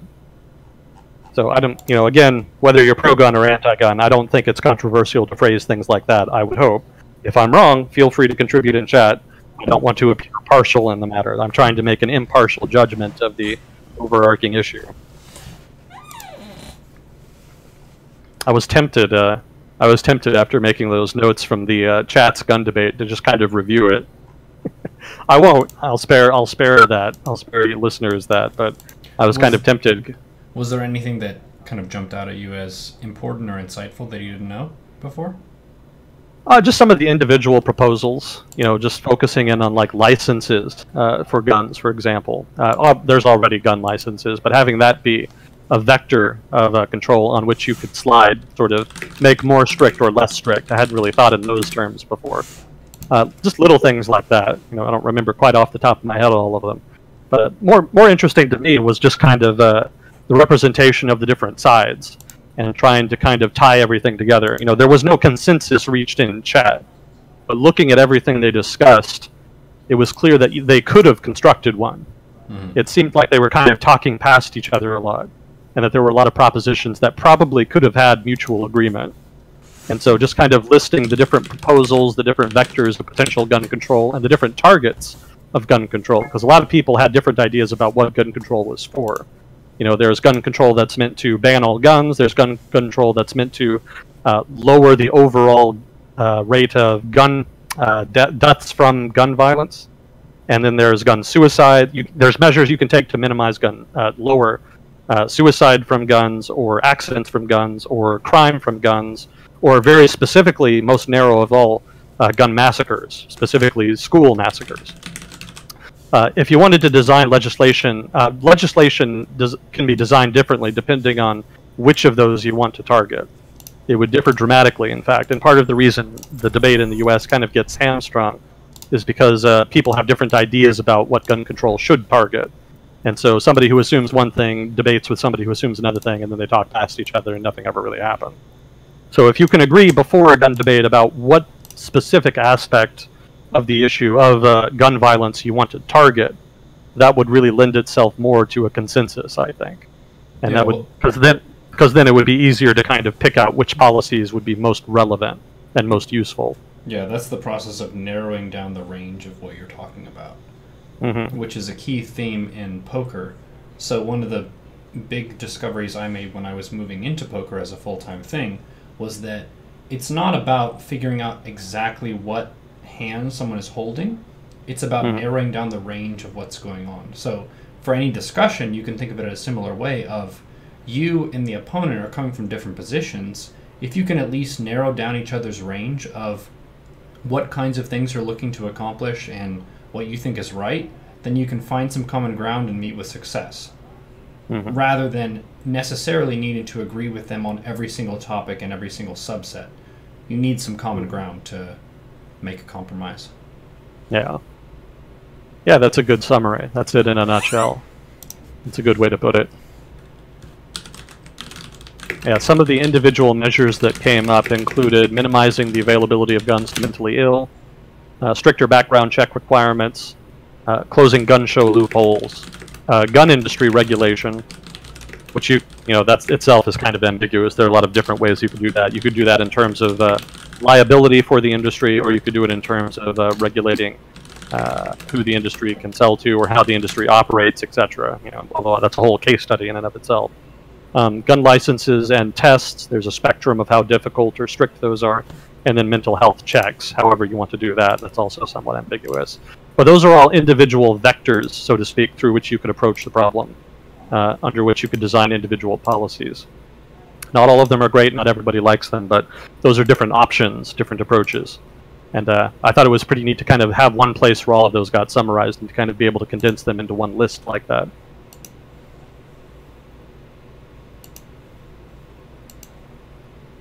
So let's see. Oh yeah, so that was my take on the boycotts. They're interesting. They apply pressure in a new way, but until that underlying calculus gets changed, I don't really have any confidence there will be a significant change in outcomes in that regard. Let's see. How can people be both pro-free trade and pro-subsidy for things like corn? Oh, that's easy. that's just politics. That's just raw, unvarnished politics. Yeah, subsidies in the U.S. for agriculture go way back. Like, the United States has spent probably most of its history, maybe not, maybe we're kind of at the halfway point now, but most of the U.S. history, the U.S. was an agricultural country. And so there was a lot of demand for help to farmers in one form or another. And back then, the different political differences did not fall along quite so ideological lines as they do now. And so populism was one such manifestation of one political side, so to speak, at that time, historically speaking. And they always wanted help to farmers, and subsidies was kind of the equilibrium that was reached. Basically, the anti-populist forces, such as they were, conceded agricultural subsidies in exchange for maintenance of the status quo, such as it was at the time. And that was more or less equilibrium for a long time, and that stayed pretty much the case now. So even if people in general, in generally agricultural states in the West, even if those people are generally more free market oriented, more conservative, and they want more of a liberal regime, so to speak, in terms of economic management, they also do enjoy that subsidy regime that they inherited from a previous generation struggle. And while it doesn't quite fit neatly into the current divide between political groups, because it's kind of been grandfathered in, so to speak. It's more just the status quo. It's not really subject to debate. And part of the reason it's not subject to debate now, one of the reasons it's not being attacked now, is because it is so popular amongst all people. Like, for example, a lot of free market people are keen to reform Social Security, the Social Security regime in the United States, specifically Social Security payments. And that's a third rail in American politics. You kind of can't touch that. The Social Security regime is very popular, and so even most free market politicians shy away from it, because it would be very unpopular of them to try and touch it. People get very suspicious about that. I remember the Bush administration tried to launch a reform initiative of Social Security, and immediately people turned on them. The left was very quick to pounce and paint that as privatization of the Social Security regime, and that it was going to be managed by, you know, fat cats on Wall Street, and they were going to steal all the money and you would be left with nothing. And yeah, people were very upset about that reform initiative, and it went nowhere. It went nowhere very quickly. So that's how you can be both, basically. It's sort of a legacy of the previous era's political divisions that have since obsolesced and been absorbed into the status quo, such that they're not really viable politically to challenge. Now, if you want to ask more about how people as individuals can justify being so free market while at the same time accepting subsidies, it would probably just shrug and smile. It's like, oh yeah, well that's fine, that's the exception. Generally, people have little exceptions to their predominant ideology that they're willing to kind of shrug away. That's pretty normal for everybody. Maybe there are some purists out there who do otherwise, but they're probably relatively rare, I suspect. One thing that a lot of people should put in front of themselves is that people are not internally consistent. Even people who try to be perfectly consistent internally generally have a few exceptions, so it's not that strange for someone to hold two overlapping views that don't really make sense to hold, but they do anyway, and as long as you don't confront them and really challenge that and get to the bottom of it, then you can maintain what's called cognitive dissonance. That's a very common thing, though. Yeah. Yeah, I mean, a lot of predominant ideologies and perspectives and whatnot kind of come down to, utility, tradition almost. Like, I'm trying to think of like a religious example. A lot of religions will come into a new area and convert the people, but then the religion ends up changing more to resemble traditional customs in the area than the people change to resemble the customs of the religion. That's pretty normal. That's a recurring phenomenon. And that's just an example of how tradition has legs. It has momentum. It kind of lasts beyond the point which you think it would. And there's kind of a similar phenomena here. People live the way they live, and they, if you get subsidies, then you just kind of stick with them. If you have subsidies that you like, rather, then you stick with them even if they're not coherent with the ideology you adopt later. It's an example of cultural momentum in a sense, or institutional momentum. Maybe that would be more appropriate. What do you think of the widening net of the Mueller investigation, namely the fact that they questioned George Nader, the guy from the UAE? Yeah, I don't have a lot of confidence the Mueller investigation is going to turn up a whole lot. They might find individual cases of people who break the law, this or that law, or what have you, but the crux of the investigation, the reason it was launched, was the idea that the Trump campaign was somehow in bed with Russia or Russian actors of some kind. And I don't think there's ever going to be a smoking gun in that regard. I mean, if you actually do conduct a conspiracy of that scope, you generally work hard to cover your tracks. As is, I suspect that even the Trump campaign did not think they were going to win the election. That surprised everybody, including them, I think. And so, I don't think their grand master plan was to try to use, Russian interference of one sort or another, along with their own campaign efforts to try to get into power. I think they were more just running for Trump. Trump wanted to run for president, and he wanted to kind of try to needle the political elites, such as they were, and to try to give voice to people he thought were being maligned and ignored. And, right time, right place, put it like that. Everything kind of came together, and he was able to win the presidency. So I don't think anybody was more surprised than the people in his campaign. I think they've even been on record as saying they expected they were going to lose that night, and that was a broad consensus on the part of analysts. The analytical community just fully expected, based on the data, that Clinton would win. They thought it might be close, but they expected her to win, and it turned out differently for a variety of reasons. That's a whole conversation in and of itself. But my point is that I just don't think there was an overarching conspiracy, and if there was, I doubt you'll find a smoking gun that would be significant enough to warrant, say, impeachment. I think impeachment is still possible, but that if it happens, it'll be for something a lot more minor. I think if the Trump administration does something that is particularly egregious or politically unpopular, that there may then be a coalition of dissident Republicans with Democrats who will probably vote as a bloc to impeach him for that, rather than high crimes against the Republic or some such. I'm not saying there should not be an investigation. There was grounds for an investigation. But I didn't really have high expectations for it, any more than I had high expectations for the, the Hillary Clinton email thing. I totally expected that investigation to turn up nothing, pretty much. And that's exactly what happened. You shouldn't have done that, and we're very disappointed in you. Yeah, that's the crux of it. I suspect a similar outcome with the Trump investigation. Again, not saying that these people, Clinton or Trump, did not do anything wrong. I'm just saying that there's a limit to what an investigation will can turn up, and so I'm not ambitious in that regard. Don't set your hopes too high.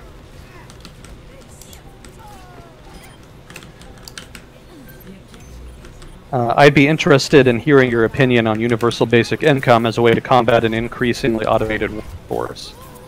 I've read a little bit more about this. This comes up sometimes, and generally I have to say I don't know enough about it, but I've read a little bit more about that since then. And, you know, the overarching question is incentives. How do people respond to incentives? If you don't have to go and get a job, or you don't have any incentive to go and get like a really high-paying job, per se, will you, basically, if you have universal basic income, will people still have incentive to go out and work and be ambitious and do big, great, ambitious things? There's an argument that a lot of people won't, in which case there's kind of a values question. Like, even if this does give people income security and a place, you know, shelter, food, etc., the bare minimum, you know, the basics, is that the kind of society we want, where people don't really push themselves, where people are not driven? And you know, the countervailing argument is that no, people will still be incentivized to work. There will still be more than enough reasons for people to be involved in the sort of the traditional process of building skills and creating and participating in the workforce, etc. So that's kind of the principal overarching debate that you kind of have to resolve there. I suspect that even if you could prove it one way or the other, there would still be an argument for it and against it, just based on values. You know, even if you could show that it would be a disaster and that nobody would work and society would collapse, there is still that values argument that, well, it's still better to have people make that choice. It's right, it's ethically right, morally right, to give people the option at least. If you do have the option of giving people shelter and food and whatnot and security, you should give it to them, and then what they do with that should be left up to them. In turn, the argument, if you can prove that people would not abuse it, and you know, people would, you know, kind of still more or less stay the same, there's the values argument against it that, you know, people should earn the resources that they consume, and that handouts discourage people.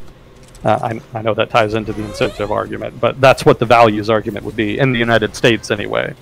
Obviously, values arguments for and against will differ by your country of origin, differ by culture, etc. In the United States, we have a very strong culture of individualism and entrepreneurship, and so there's a strong prejudice. There's a preconceived prejudice against the government giving resources to people. There's a sense that people should carry their own weight and be as independent and self-sufficient as possible. And that's one of the big reasons the United States is relatively more conservative than peer nation. I suspect it has a lot to do with that ingrained cultural trait that's kind of unique to Anglo-Saxon countries. Australia and Britain kind of have similar traits, not as strong, I think. Britain has kind of moderated a bit over time, but in other countries like Australia and New Zealand, you can see a similar dynamic in place. So that's sort of a very short description of what the argument about universal basic income would look like. And you know, resolving those questions of incentives is necessary to kind of have a more concrete opinion on it. You know, I would need to read more about such case studies and any quantitative studies that have been done on its effects where it's been tested in order to really kind of form my own opinion, hard opinion on it.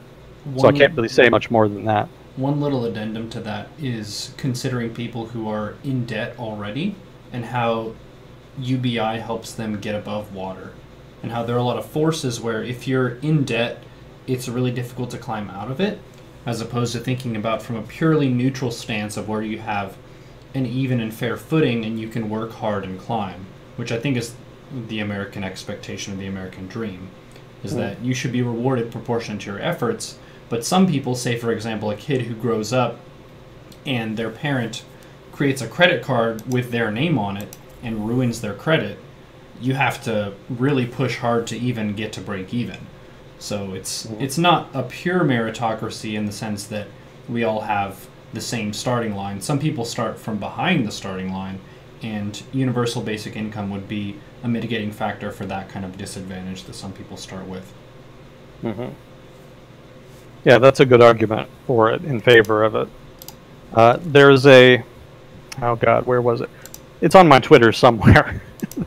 I posted an article about UBI, and specifically the case study was Alaska. Alaska produces a fair amount of oil. Probably not as much as people in the US think, but a fair amount of oil. And the royalty payments on that oil production go to the Alaskan government.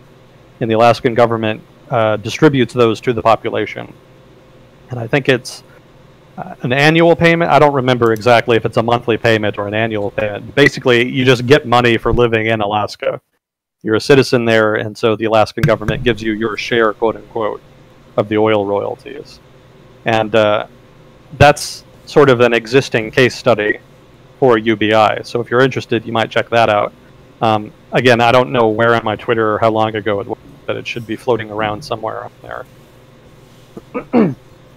And I don't even remember what the original website was that published the article. I want to say The Atlantic, but I'm probably wrong on that. I don't quite remember.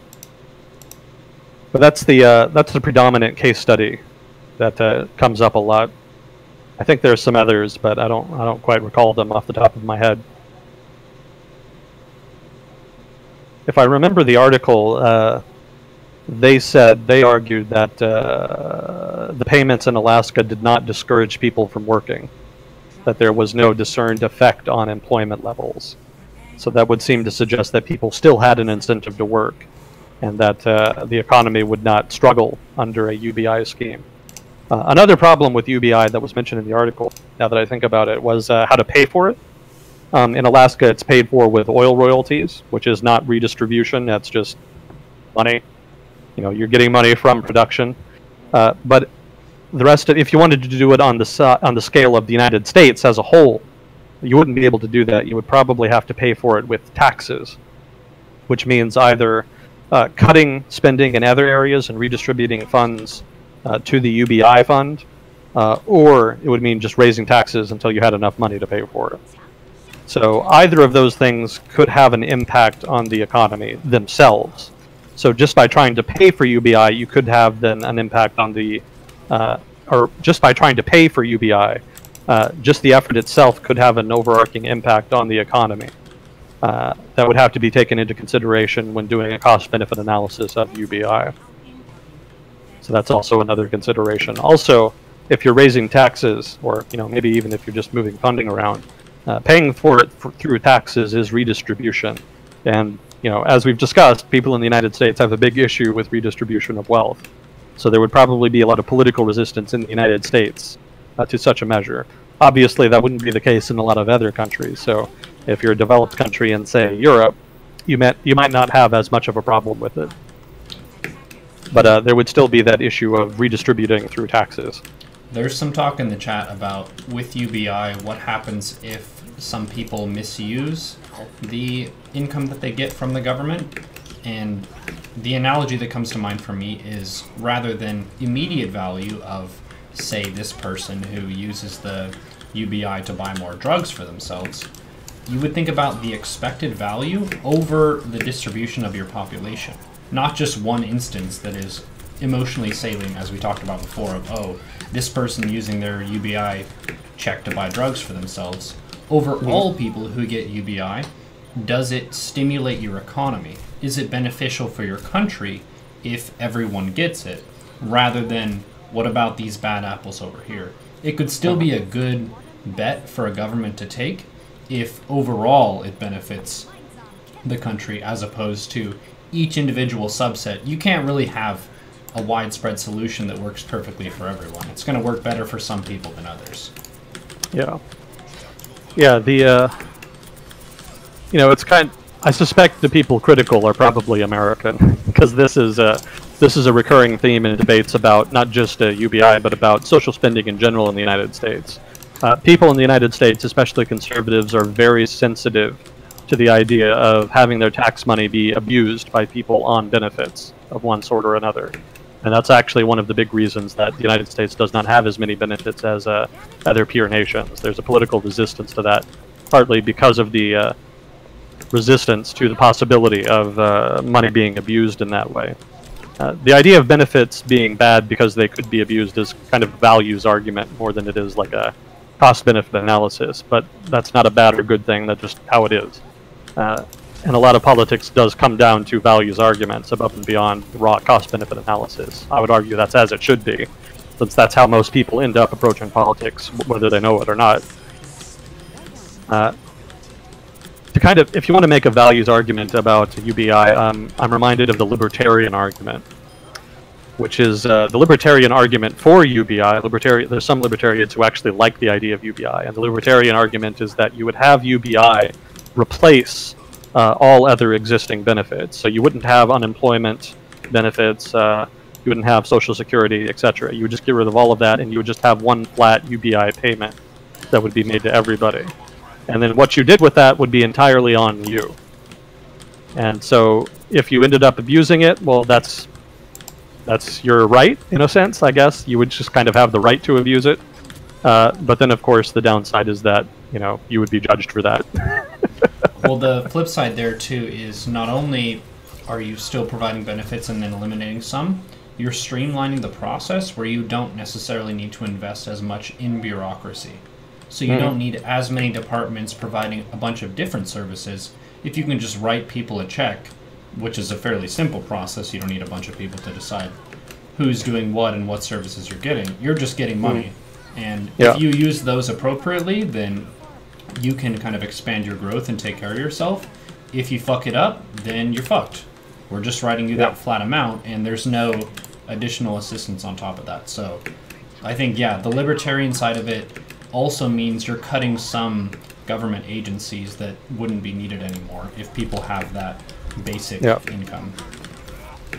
Yeah, that's a very good point. The bureaucracy involved with maintaining benefits can be extensive because you have to verify that people are adhering to the terms laid out to qualify for it, or that people qualify for it to begin with. Obviously, there's a lot of benefits fraud going, or at least a fair amount of benefits fraud going on. It does happen. So trying to prevent that requires a somewhat extensive bureaucracy, and you have to have similar elements, similar investigations and paperwork, and similar levels of bureaucracy for each iteration of benefits that you try to implement.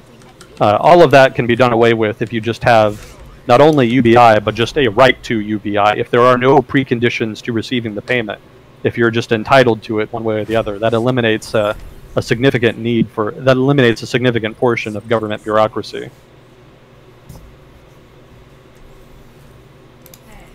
So I guess that's some thoughts on UBI. I haven't studied it enough to go beyond that. I'm sure there's some good cost-benefit analyses of it that look into the different case studies and whatnot, and I would encourage people who are interested in it to kind of look into those, because I'm sure they're able to break it down more thoroughly and come up with more concrete conclusions than anything I could come up with on my own here. Well, it is one of those frontier questions, right, where you have to basically go into the woods to tackle it because we don't have widespread experimentation. Because we can reference some of those other notes we have when we're talking about countries, is UBI would look different depending on where it's implemented. The resources of the country, the population of the country, and the cultural norms of the country. Yeah.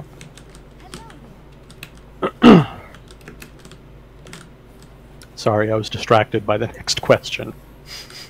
All good. Go get them. Well, somebody was asking about Venezuela. What do you know about the situation with Maduro and Venezuela?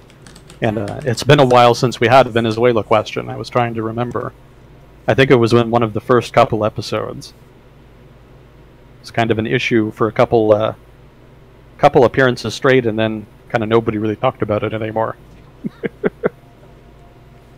It looks like they're really moving towards a one-party state. And that seems to be the outcome that they're angling for. It's not clear if that's what they really want. It's not clear if they're just taking advantage of the opposition's discord. In Venezuela right now, the opposition has kind of a bad habit of boycotting elections. And every time they do, the government just gets, the Chavistas just get more power and then just kind of crack down on them more.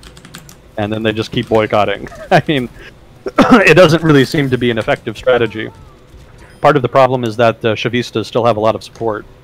It may not be a majority of the country, but it's a significant enough minority, if not still a minor majority, that boycotts are not really effective. All that does is just sort of give the opponent more power than they would have otherwise. So it would probably be smarter to actually try to compete until you get until you can convert more of the Chavista population over to your point of view, if you are in opposition anyway. Obviously, if you're Chavista, then, well, then you're kind of on top right now. Things are really going your way. By all means, keep boycotting. That just helps them at this point, at least from their perspective. So the situation with Maduro and Venezuela, I mean, if you're a Chavista, everything is kind of going your way still, so I don't think that's a problem. If you're not a Chavista, if you're in the opposition, then it just keeps getting worse. Now, if you want to talk about economic conditions, that's a whole kind of another discussion. Those continue to deteriorate. It's not getting any better there. And I don't know if the government is just purposely not doing the necessary reforms to deal with that in order to generate more support, basically more dependency of the population on government handouts, or if they're really just so ideological that they don't want to make the reforms. That's kind of in the eye of the beholder. That's up to the politics of individuals to determine. But they're not changing. They're not budging on it, and so the economy continues to be hamstrung, and there continue to be massive shortages correspondingly. Yeah, with the elections upcoming, I suspect the Chavistas will pick up most of the seats. Probably an absolute majority, not that they needed one, since the Constitutional Assembly was pretty much already running things anyway. They'll just have more legitimacy with an actual legislature in their control rather than a Constitutional Assembly, which technically is not really supposed to have those kinds of powers, I would not think. They just kind of started doing them. I have been reading a little more Latin American history, 20th century history, and apparently that was kind of a pretty normal move if you were an authoritarian. Call a constitutional assembly and then have them just start dictating to the opposition or dictating or what have you, and just kind of moving things in your favor as the despot. So I hadn't realized just how what a recurring theme that had been. How that's happened a couple of times apparently. So I suspect that's. I don't really have deep insight here. I mean, it seems like a pretty cut and dry case of a political party abusing its power. They may or may not move towards a one-party state officially. You know, it could be Cuba within 5 years if the Chavistas were so inclined. But given how much opposition there is and just how dysfunctional the economy is, it might be a bit of a bold move, suffice to say. So they may be too cautious to make such a big push. There might also be a lot of opposition from outside, you know, from neighboring countries, given that a lot of people might be refugees. But I don't think Colombia or, you know, other neighboring countries are really interested enough really to do much about it at this point. There's not enough of a threat to their stability to warrant intervention or pressure as of yet. That'll probably continue. And I don't think Washington really gives a shit because it's kind of their own problem. I mean, the United States produces a lot more oil than it used to, so oil isn't as much of a factor now. And the Venezuelan government is getting more friendly with foreign powers like China and Russia, but not so much so that it's threatening to American interests in the region. So if the Venezuela does something particularly egregious in that regard, like agreeing to allow the Chinese or the Russians to have a base in Venezuela, or something to that effect, until that happens, I don't think the United States government will really play a strong hand in Venezuela. They're probably content to kind of let them stew in their own juices, so to speak. Maybe I should explain that. That might be confusing if you're a non-native English speaker. Stew in your own juices just kind of means kind of deal with your problems yourself. You know, if somebody is having problems, but you don't really want to particularly help them, and you just kind of leave them to deal with their problems by themselves, you might say you're leaving them to stew in their own juices.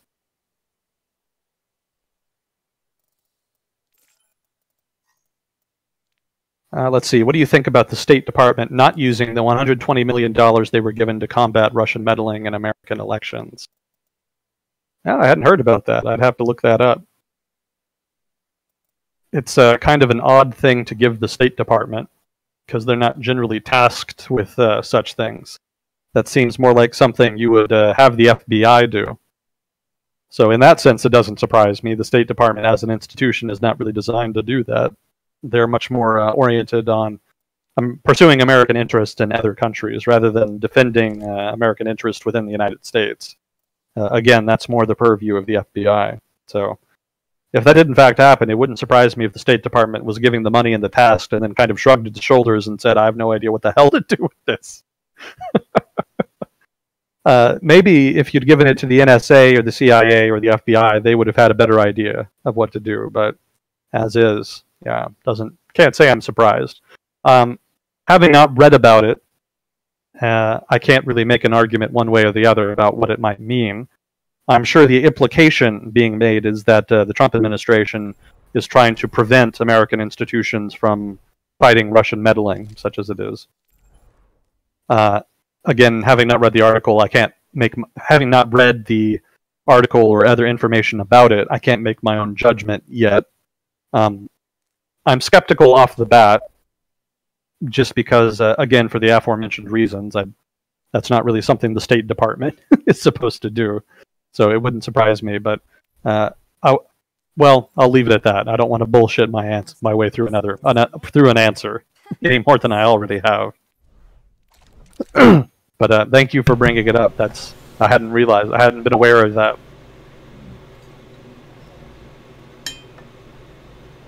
Is the U.S.'s policy of foreign military intervention somehow intrinsic to our economic function? Is it sustainable in the long term? I don't think so. Well, I should specify. I don't think it's an important, how did you phrase it? I don't think intervention is not intrinsic to our economic function. I don't think interventions or what have you are really important to the U.S. economy. And this kind of goes back to a conversation that's popped up occasionally about whether or not the U.S. dollar depends on oil being traded in U.S. dollars. There does seem to be a perception that the U.S. economy would, if not collapse, then be significantly curtailed if the value of the U.S. dollar were to significantly deteriorate. And presumably, part of this logic is also that the U.S. dollar is only as valuable as it is because oil is traded in U.S. dollars. So I don't think any of that is... Well, in turn, let me add the corollary. The extension of that is that the U.S. in turn uses its power to intervene in other countries to ensure they continue trading oil in U.S. dollars and to continue U.S. hegemony in the world, and that it's meant to ensure economic dominance of the U.S., to protect the U.S. economy. So I don't think any of that is accurate. For one, oil is not only traded in U.S. dollars, it's already traded in different currencies, so that's not new. So right away there's a problem with this logic. More to the point, the U.S. dollar's value is predicated on the size of the U.S. economy. It's predicated on production more than anything. All the more so because we have a free-floating exchange rates, a free-floating regime of exchange rates, such that markets decide what different currencies are at. There is some manipulation there by certain economic actors, but for the most part, it's market-oriented. So I don't think the U.S. dollar is overvalued in that sense. There was a time when it was. That was during the Bretton Woods system, and I think a lot of the logic about the U.S. dollar being predicated on oil and that whole line of logic, I think, was more true in the 60s and 70s, when the Bretton Woods system was in place and when it was collapsing, and then immediately afterwards. One of the first ideas for a podcast I had was exploring this. Yeah, the U.S. dollar partly, not so much the U.S. dollar, but rather U.S. debt was floated by what they call petrodollars. When the Saudis sell oil to the United States, and they sold a lot of oil to the United States, especially back in the 70s, they had an immense reserve of U.S. currency. So what should they do with it? The United States kind of strong-armed them into agreeing to buy U.S. debt. That did not really float the U.S. dollar so much as it solved an American debt problem, because the United States was having trouble funding its deficit at the time. That's probably not a problem you would have now, because international markets are a lot bigger than they were in the 70s and a lot more liquid. It took a long time for the international financial markets to recover from the collapse in trade that occurred in the early 20th century. And we're kind of only really starting to get back to where we were in the 1980s. That was really when financial markets started to recover. And financial markets have been just massively expanded since then. So there would probably not be a liquidity crunch like there was in the 70s again, which would not necessitate then a need for petrodollars being channeled into U.S. treasuries like they were at that time. That was more the crux of that deal, but U.S. treasuries, people kind of conflated that with U.S. dollars. And so then the theory emerged that, okay, U.S. dollars must be dependent on this cycling of petrodollars. But that's not really the case. The U.S. economy is competitive on its own. I know a lot of people like to shit on the U.S. economy because nothing gets made, quote-unquote, in the United States anymore. But the United States actually does produce quite a bit. In fact, it's still one of the world's leading manufacturing powers. I think it's number 2 in overall manufacturing production. And it might well be number 1 in terms of value added. I would have to look at that, though. Yeah, the problem with the U.S. manufacturing sector is not that we don't produce a lot of stuff, it's that we don't produce as much stuff. Well, we don't produce stuff with as many people, which gives the impression that the industry is in decline. Also, there's been a lot more specialization in very particular products that are high value, but you don't generally make as much of. Like the U.S. steel industry, such as it is, doesn't produce quite as much. I think it doesn't produce as much steel as it used to. But the steel it produces now is more at the higher end of the market. It's like a premium, high-quality steel. And so while they're not really producing as much as they used to, they're actually making maybe as much money. The profits are still pretty good because they've specialized in that way. So the U.S. economy does not depend on intervention or floating the U.S. dollar or enforcing trade of oil and dollars. The U.S. economy is quite large enough and competitive enough on its own to compete in the international economy. I know there's a whole... I know the Trump administration might not agree with that sentiment, but that is the consensus amongst economists anyway. So if only for that reason, I don't think it's accurate to say that intervention is intrinsic to the functioning of the U.S. economy.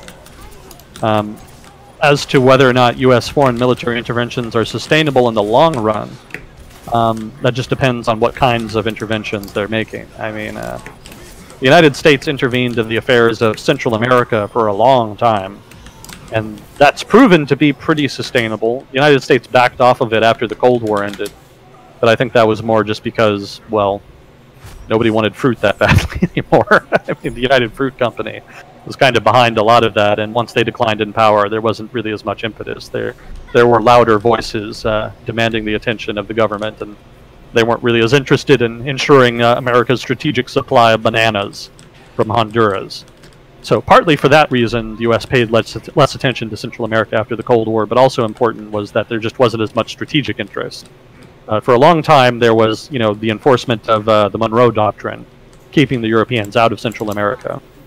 And there was a fear, when there was unrest in Central America, that certain countries might default in debt that was owed to European powers, which could then serve as a pretext for those European powers moving in and perhaps overthrowing the government and replacing it with a power friendly to that European power, which would be problematic for the United States. So nominally, part of the reason for U.S. intervention in Central America, if not Latin America in general, was to prevent unrest from being exploited by rival European powers. Later on during the Cold War, the interest became more about preventing the Soviets from getting a foothold in the region. But since the end of the Cold War, there's not really another power that's been threatening American hegemony, so there's not really as much impetus to get involved in Latin American affairs, which I'm sure everybody is pretty happy with. I'm sure the Latin American population is pretty pleased with not having to put up with U.S. interventions, and here in the U.S. people are pretty happy with that too. There was quite a few people who were more than a little disgruntled about the sort of things the U.S. was up to in Latin America, so being able to draw down those operations was pretty pleasing for them. Perhaps not pleasing to the United Fruit Company, but again, they're not really as important. Incidentally, the United Fruit Company is still around. They just changed their name to Chiquita. So whenever you're buying Chiquita bananas, maybe keep that in mind. So yeah, it proved to be pretty sustainable in the case of Latin America, interventions that is. And the United States may well return to intervene there again if there is another foreign power which perhaps threatens to gain a foothold there. Whichever power that may be, you can kind of make a guess. But I don't know if it would be as sustainable. I don't know if interventions are as sustainable in places that are further afield. Latin America is pretty close to the U.S., and it's kind of in its traditional sphere of influence, if you want to call it that. but places like the Middle East or Asia or Africa, those are not really traditional spheres of American influence.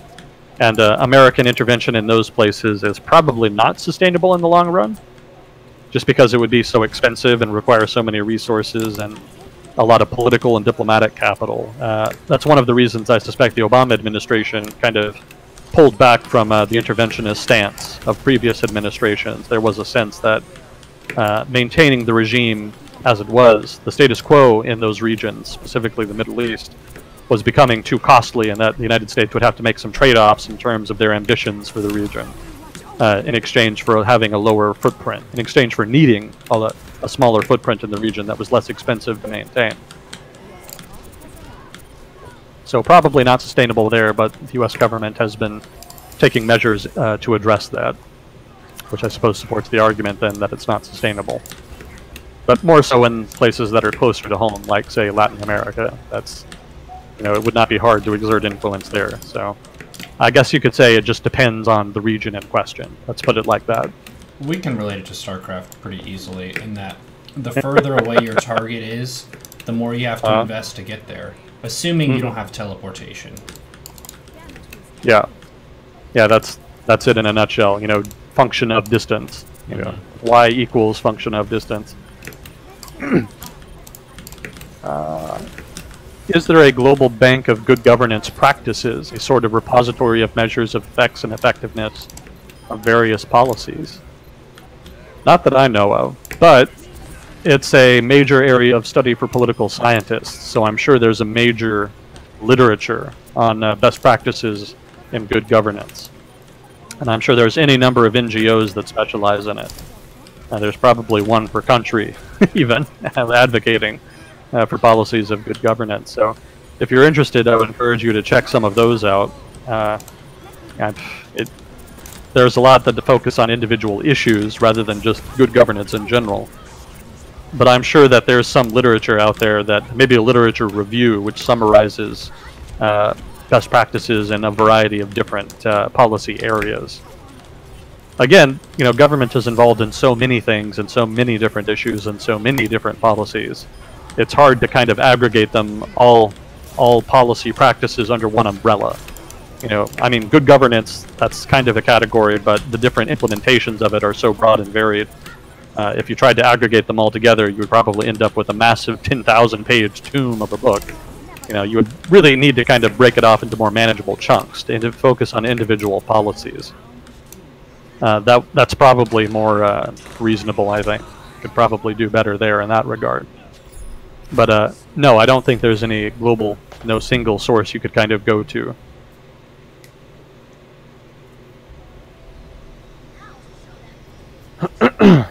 Let's see, there's a discussion going on in chat regarding the difficulty of measuring the will of the people with regard to public services like UBI, welfare, etc. Wouldn't implementing a completely consistent system require homogeneous social values? Forestalling partial solutions until then seems like a severe mistake. Yeah, that's an interesting question. That kind of cuts to... Actually, I posted something like this today, an article that touched on this today in the Twitter account. To what degree is homogeneity important to political consensus? And it's probably pretty important. You can quibble about what kinds of homogeneities are important, because a lot of people have certain ideas about that. But that's a whole other conversation. But if you have people who are of a like mind, and your entire population is of such people, then then consensus is inherently easier to get. And if consensus is easier to get, then you have a more stable political system, because your political system is not then fraught by political infighting by different interest groups, competing over different visions, different policy preferences, if you will. It's especially problematic when you have differences in values, because values are very hard to compromise on. If you have lots of different values, which is actually pretty common if you're a large country. Large countries encompass lots of different kinds of people generally, and many of whom have different value systems. And I say value systems, but that's kind of ambiguous. That could be anything. That could be anything from religion to personal personal ethics to anything under the sun, just whatever kind of values you have, values, judgments you make. When you have a large country with a lot of different peoples with different values like that, the best thing you can do generally is to just decentralize central authority, to try to give them as much autonomy as possible so that these different groups don't step on each other's toes as much. It's just easier if you have two wildly different communities to have them kind of arrange their own affairs than it is to kind of have a super powerful national government over which the two different communities constantly fight over. So one of the advantages the United States has in that regard is that it was designed from the start to be heavily decentralized. And that system has been very helpful. Obviously, it's been rather hurtful for certain communities, African Americans being the principal example, because they were a maligned and oppressed minority, sometimes a majority in South Carolina's case, in a lot of states, generally southern states. So it's not a perfect solution, but it's not meant to be a perfect solution. It's meant more to be a realistic solution, a practical, let's not say realistic, let's say a practical solution. If you have to choose between chronic instability and stability with some oppression, well, I guess that's a values judgment in and of itself, isn't it? which is acceptable. Obviously, some people will have stronger feelings on which is better than others. But in the U.S. case, it was more or less decided by consensus after Reconstruction, after the U.S. Civil War, that it was better to try to unify the country and have some oppression than it was to have basically the entire South be basically the equivalent of the Middle East now, basically just chronic violence, political instability, and constant low-level, what you would call now low-intensity conflict between one group or the other. So, people have to make their own judgments on the efficacy and ethics of that. I won't tell you what to think. But that is sort of the result of having a lot of what would you call it, heterogeneity in terms of systems and peoples and cultures and whatnot, in terms of political preferences. The U.S. Civil War in and of itself was a kind of manifestation of that. So certainly having more homogeneity is better for consensus and political stability. But if you don't have it, well, then you don't have it. You just kind of have to build around it. Ideally, there would be decentralization. Decentralization, though, is particularly useful when there's a spatial element, because generally a lot of political differences come down to spatial differences. People just inherently have different interests and preferences if they're living in like a rural western area, say, or if they're living in a very urban eastern area. If they don't really have to make decisions for each other like you would in a heavily centralized system, there's not really as much tension there. But if there's not a spatial element, if you have a lot of different people with very different value systems all mixed together in the same spatial area, that gets really difficult. And there's not really any quick and easy solution there. And that's actually going to be a big problem going forward, because one of the trends in the world is the rise of megacities. A huge percentage of the population of the world now lives in cities with populations over, what I want to say, 5 million or 10 million, something to that effect. And the proportion is only going to grow with time. More and more people are going to be living in not just cities, but very large cities, very large metropolitan areas. And that's never really happened before. That's pretty much an entirely new phenomena. There have been urban civilizations before, but there are cities now that have larger populations than many of those ancient civilizations did. So it's an entirely new scale, and the entirely new scale brings with it entirely new problems.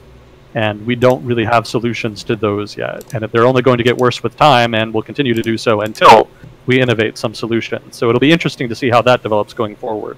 That's an interesting conversation in and of itself. But I'm meandering. What was the original question?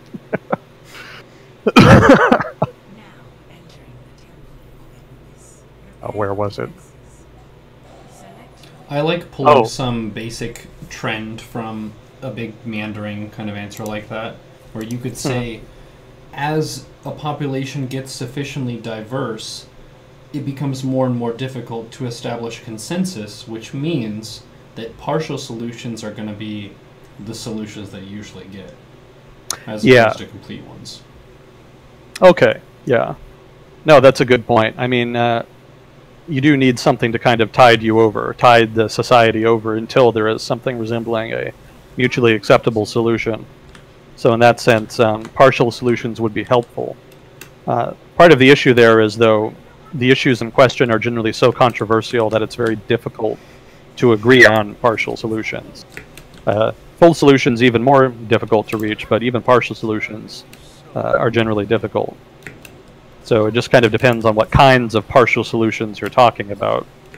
It could be a mistake to forestall partial solutions, but if you're talking about really badly designed partial solutions, then it would probably be better to forestall them. So it kind of depends on what you mean by partial solutions. Is your dog okay? Huh? I hear howling in the background. Oh, it might be TV. Oh, okay. The dog isn't in the room, and he doesn't even howl much. He barks and but he doesn't really howl. Okay, okay. We've tried to get him to howl, but alas. No such luck, huh? Yeah. Let's see. Well, another part of the question was, well, I guess it wasn't. It was more, how do you measure the will of the people? That's a whole different conversation, and that's very difficult. Units. In freedom units, yeah. Freedom, I like that. Freedom, I might have to borrow that sometime. Now, generally you use like polling, but that's an inexact science. It's gotten a lot better with time, but as recent elections and referendum have shown, there are flaws. It's not entirely perfect in predicting outcomes, and the result is well, what we've seen. A lot of unpredictability and uncertainty, and some skepticism as to the validity there, which I suspect is behind a lot of behind the question of how do you measure will of the people. Nominally, elections. Historically, that's been more the answer.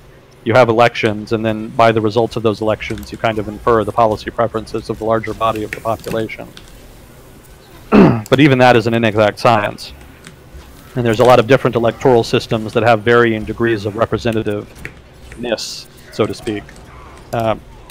Which you prefer kind of depends on your own individual politics. You kind of have to make that decision for yourself. But yeah, it's just it's an inexact, imperfect way to measure public will, but there's not really much better.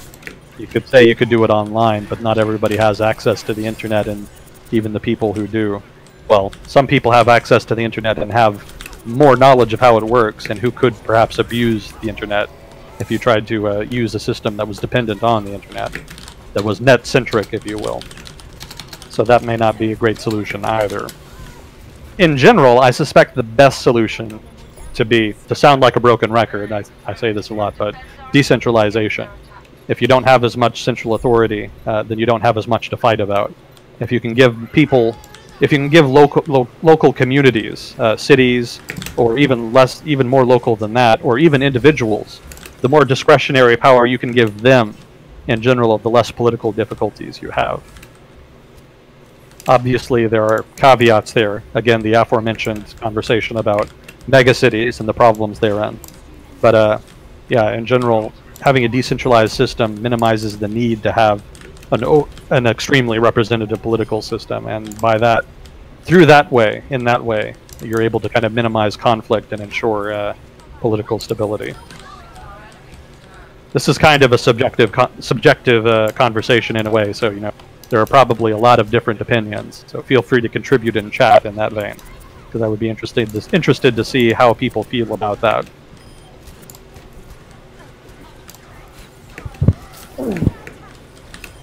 Let's see. Do you have any thoughts on the ethics of using depleted uranium shells and resulting contamination, or alternatively, toxic materials left behind in army camps and burn pits? What obligations do militaries have to clean up after themselves? Yeah, this is, for those who don't know, depleted uranium does leave residue, and there was a suspicion for a long time that Gulf War syndrome, I think they called it. Basically, after the first Gulf War, sorry, I had to take a minute to reflect on the fact that I had to call it the first Gulf War. Makes me feel old. I remember a time when they just called it the Gulf War. Yeah, after the first Gulf War, a lot of veterans got sick, and they didn't really know why. And there was a strong suspicion it had to do with depleted uranium residue, which perhaps was irradiating them. So this is a long-standing issue, and just what obligation the United States in particular, but also just any state that uses them, has to clean up after the mess that's made by using these kinds of weapons. That's an ongoing problem, but it's kind of subjective. I mean, for one, it depends on the degree to which you think that the United States should go out of its way to clean up after itself, as opposed to the agreement made with a host nation. It may be that a host nation doesn't really care that much and doesn't require the United States to clean up that much, in which case the United States government could argue, well, they didn't ask us to, so why should we give a shit? They don't have a problem with it, why should we make it a problem? So it kind of comes down to an ethical argument about, well, you should still do it because it's good for the environment, it's bad for the people to do otherwise, etc., etc. So there's a strong subjective element in that vein. It would probably, if you do want to put more pressure on the United States military to do more of that, it would probably be better to pressure host governments. They probably would be more susceptible. They would probably be more susceptible to influence than the United States government. Certainly the United States military. You could try to put pressure on them through the United States political system. Obviously, if you're American, that would be kind of the go-to. But there's not a lot you can necessarily do to move. There's not a lot you can necessarily do to move the needle there, because there's a lot of set rules and regulations on that, and the military can be very hard to change those kinds of rules unless it becomes a major political issue. And I don't think anybody's talking about depleted uranium right now. I'm surprised this question came up even. It's been a long time since I've heard about it. So you would probably be better off trying to apply pressure on host countries. They would certainly be interested in not having their environments contaminated or their people get sick. And they may not realize that it's as big a problem as it is, because generally it pops up more after the fact, after the base is left.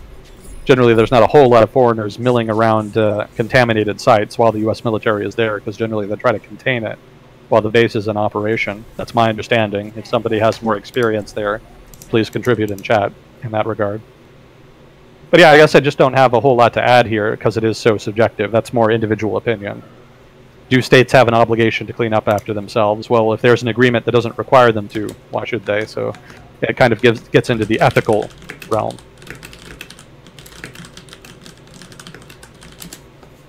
Let's see. Oh. Well, that's it for questions. Do we still have time, or how are we on that? We have about, yeah, like 20 minutes, 25 minutes. Oh, cool. Well, I thought that I read an interesting article about Libya, so I thought it might be interesting to talk a little bit about Libya and kind of what's been happening there. To give a kind of brief recap, because we were actually talking about Libya earlier, for that matter. After Gaddafi was overthrown in the revolution, which received a lot of backing from France, Britain, and the United States in particular, also some other allied powers, Libya pretty much immediately experienced a lot of difficulties holding together a national government. And part of the reason for that was that different militias that had been fighting Gaddafi immediately pretty much not seized territory, but influenced territory, controlled territory. And they were not really quite willing to give it up entirely. It's not true that Libya immediately descended into chaos after the war ended. There actually was a national government in place, and the major factions generally reflected the major militia alliances that had been formed during the conflict. There was in particular a west-east division. Benghazi is the largest city in the east, and their militias were particularly important in fighting off Gaddafi's armies in conjunction with Western airstrikes. At the same time that was happening, though, and they were going back and forth across the desert trying to push on Tripoli, there was another city, which was, I think, the third largest city in Libya, called Misrata. I hope I'm pronouncing that right. I apologize if not. People in that city rose up against Gaddafi, and there was a long, pitched battle in Misrata that lasted pretty much the duration of the conflict. And I think at one point half the city had been retaken by Gaddafi, but with the help of Western airstrikes, they were able to kind of stem the advance and eventually take the city back. The Misrata militias were particularly powerful, and basically they make up one bloc, so to speak, of one major political coalition in Libya that controls most of the western half of Libya right now. Benghazi militias, meanwhile, pretty much took over the eastern half of Libya. There are a lot of different political parties, but a lot of them have strong ties to the militias, so basically they're extensions thereof. So after the Gaddafi government fell, a national unification government was formed and elections were held, and things held together pretty well for a couple of years. There was a lot of instability, though. In particular, in eastern Libya, there was a problem with Islamist militias. Eastern Libya had always been a kind of hotbed for Islamist militias, even during the Gaddafi years. And so once Gaddafi was gone, they took their opportunity to kind of try to push out and seize territory.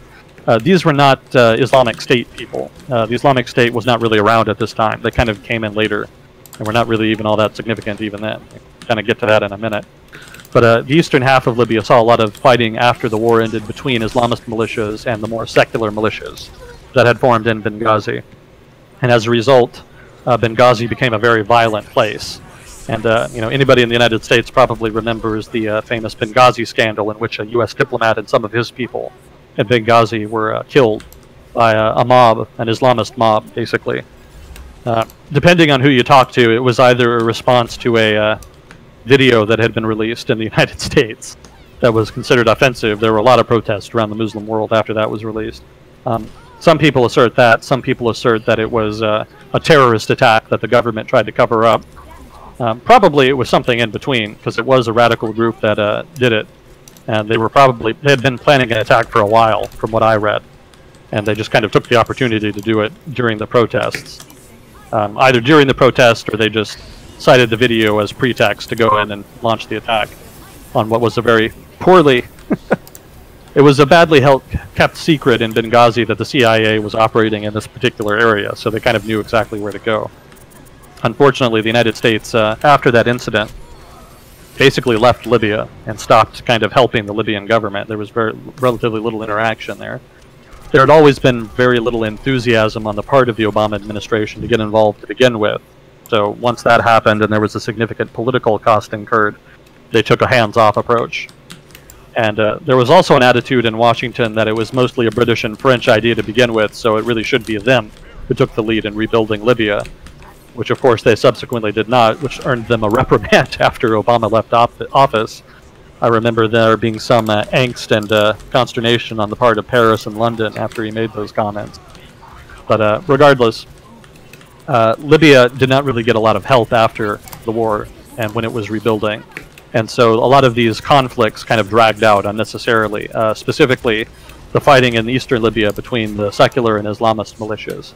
And at that point, the Egyptian government kind of stepped in and started assisting the secular militias in Benghazi with support to help fight the Islamists, because Egypt, of course, has issues with the Islamic Brotherhood, and in particular with Islamists in general, especially radical Islamists.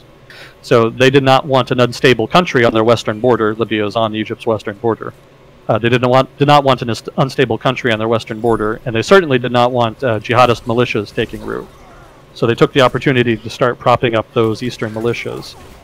And that eventually led to the rise of a General Histar, I think his name is. I apologize if I'm getting the name wrong. He had been an officer in Gaddafi's army. I don't know what his politics were, or for that matter really are, but basically he painted himself as a strong man who could protect Libya from Islamists. And with the support of the Egyptian government and their military aid, he was able to beat back the Islamist militias and more or less secure eastern Libya. There's still fighting going on here and there, but it's not as bad as it used to be. I'll point out here that a lot of this fighting going on in Benghazi in the first couple years after Libya collapsed is pretty much the principal reason Libya has a reputation for it as a failed state. There are problems in western Libya too, but they're not nearly as bad. There's not nearly as much endemic violence as there was in Benghazi after the war. So Libya's reputation is not entirely deserved in that sense. There's definitely reason to be concerned. There's definitely not a lack of centralized authority, but A lot of the sense that it's an absolute failed state and utterly chaotic, that stems from the Benghazi, the Battle of Benghazi, so to speak, after the war ended. Western Libya was relatively more peaceful. There's still an issue with rule of law because there's not really any state per se. There are militias, and the militias do have their own people, representatives in the national government, but without a strong court system, for example, or a independent police system, it's kind of hard to ensure rule of law and independent judiciary. It's hard to ensure justice, basically. The police, as they are now, are basically just the militias in their respective towns, and they're not always the most accountable, obviously. So this status quo kind of went on for a couple of years. The national government kind of nominally held power, but it didn't have a lot of authority. The militias held all the real power on the ground, and because the state then lacked a monopoly on violence, it had trouble enforcing its writ. And eventually, everything came to a head, I want to say around 2014. I'm not sure on the exact year, but around there. There was an election held, and the Western parties lost seats. But they didn't consider the election to be valid because there were lots of allegations about corruption and about electioneering and fraud at the ballot fraud and what have you. So the previous Congress, the previous legislature, basically refused to cede power to the new legislature. And obviously the new people that had been voted in rejected that and formed the new legislature accordingly. And the result was a split, and that was when Libya got two different governments. It had a Western government, which was basically the previous legislature, which had been dominated by the Misrata militia and their allies. And then you had the Eastern legislature, which was dominated by Benghazi militia and allied political parties. And at that point, they started not quite outright fighting each other, but there was an explicit competition for power. It was clear that they were both, that neither really trusted the other enough to form a national government. And because of that, there was no centralized authority that could enforce the rule of law. And the principal problem that caused was the immigration crisis. Without any immigration service or internal police force, it became difficult to stop people from sub-Saharan Africa from moving through Libya, trying to migrate to Europe. And a lot of militias, rather than trying to stop it, tried to profit off of it by trying to basically become human traffickers. And a lot of people were hurting for money, obviously. Even before the war, that was the case. But after the war, it got even worse. So people needed money and started engaging in that kind of activity, which only exacerbated the immigration problem. So there's also a third faction in the south of the country, but it's tiny. It's basically Berbers. There's not very many, though. It's in the desert, and the population is very small compared to the other two regions, Eastern Libya and Western Libya. So the third faction doesn't really get in the news much, but nominally they are there, and they're in control of that territory in the south. And it's actually generally them that are more engaged in the human trafficking, since their territory lies directly on the basically the route through Libya to Europe. They're not powerful enough to challenge the other two factions, and probably the other two factions, one or the other, could take that territory if it wanted. But it's not like really wealthy territory. I mean, it really is just mostly desert. So there's kind of a lack of interest. You know, if you're West Libyan or East Libyan, you kind of have the territory you need, and your principal concern is the people in the other part of Libya who you're competing for power with. I should also, excuse me. I should also point out that the Misrata militias had an Islamic tint to them. They were not like radical jihadis, but they were sort of Islamist in tenor in their politics. And they also had ties to the Islamic Brotherhood, and they also received support from Qatar, or Qatar. I think it's pronounced Qatar. They also received financial and military support from Qatar, which has a reputation for supporting political Islam in the Middle East. And so that also added an international dimension to the conflict, because there's a lot of status quo powers in the region, like Egypt and Saudi Arabia, that really don't like Islamists, especially the Islamic Brotherhood, and are in basically open competition with Qatar, as far as promoting change in the region politically. You know, Qatar is more for allowing political Islamists more of a role in government in the region, whereas Saudi Arabia and Egypt are more for cracking down on Islamists and trying to modernize their countries to mitigate and minimize the appeal of Islam, or Islamism, rather. So because both sides had foreign backers, that meant that there was kind of a rough equilibrium. So the Eastern Libyans could not really overwhelm the Western Libyans. So there was a balance of terror, if you will. And that's pretty much been the case ever since. That's pretty much the defining characteristic as it stands now. The Islamic State kind of rushed into the middle of the country in a city called Sirte, but they were never able to make a lot of ground, and their presence there is relatively weak. And once it became apparent they were setting up shop there, I think the Eastern Libyans, under General, hell, I already forgot his name even, but the Benghazi government, let's call it that, moved in pretty quickly to try to squash the Islamic State in Sirte. And I think the only reason the Islamic State was really able to take root in Sirte was because the situation in Sirte was particularly desperate. And the reason it was particularly desperate was because Sirte had been a stronghold of Gaddafi and Gaddafi loyalists, which made them targets after the war.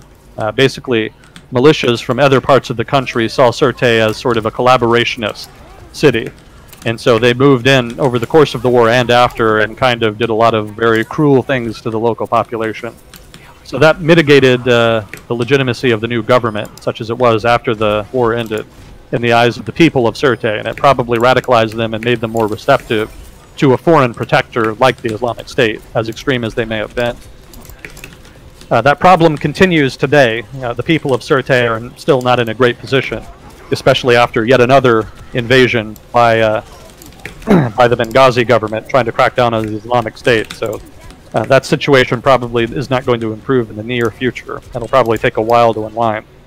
But for now, it's at least under control. I don't think the Islamic State or terrorism is like a significant threat in Libya. It's a problem, but it's not an existential problem. Let's put it like that. So, to kind of bring you up to date, what's happening right now is that there's a big push by the UN, as well as certain other countries, interested countries, to try to create a national government that combines and reconciles the two major factions in Libya. And it's an interesting case in institution building. And I think I had the BBC article in the Twitter account, basically commenting on this. The idea that the dilemma that the NGOs and the UN faced when trying to organize this new government, basically, was that, for one, nobody wanted to recognize it, in Libya specifically. The different factions wanted to recognize their respective governments, but not the new one. They had enough force in Tripoli to kind of enforce the new national government's writ. They actually staged a landing in Tripoli, supported by, I think, the US. I don't remember exactly, but the new government was formed outside of Libya and then actually landed on the beaches of Tripoli and moved into the city and took control. So they have control there, at least. I think they partly share it with the Misrata militias, or allies of the Misrata militias. But for the most part, they are nominally at least the authority there. They've struggled since then to extend their writ of authority beyond Tripoli, though, because again, the other two factions don't trust anybody enough to give up authority over their respective territories to anybody else. So that's an example of the importance of trust in institution building. People have to trust each other enough to agree to be overseen by common institutions, to give power to institutions that have power over all groups. And if you don't trust those new institutions, or trust the other group not to abuse those institutions, it becomes very, very difficult to reach a consensus that facilitates the creation of those institutions. So that was the first problem they had. One of the solutions they had to that was to have another election in order to try to get new representatives in place and to try to have that be the new national reconciliation government. The trouble is they're rushing it. There's not really any solid electoral... Well, there is an electoral law in place, but it was rushed through. And different factions in the country are not happy with it. But the Supreme Court in Tripoli, again, that's the sort of internationally recognized Tripoli government, the Supreme Court there said that it's a done deal, this is the electoral law, you can't challenge it. If the government had a monopoly on violence, then they could enforce that, but they don't. So there's a real question as to whether or not the other factions will recognize the new electoral law and adhere to it. That's going to create problems, because if the election is held, then invariably then there's going to be accusations of ballot fraud and foul play.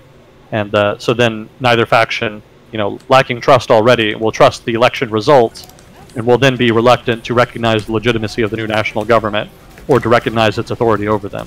So it's a continuation of the authority problem then, the legitimacy problem. And there's no, well, the trust problem, put it like that. And that problem is not going to be solved if you rush through new elections, as much as they might prefer it otherwise. The UN and the NGOs that are behind this recognize this difficulty. And their argument is basically that this is the only thing they could really do. They don't really have a lot of other options, so they want to try to just push this and hope for the best. If they wanted to do more, they would need a lot more resources and a lot more power to back them. As is, they don't have that, so they have to make the best of a bad situation.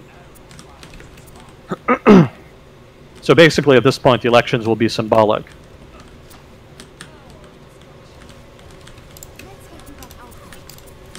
So that's that whole situation just speaks to the importance of establishing norms, and the importance of establishing norms to the establishment of legitimacy.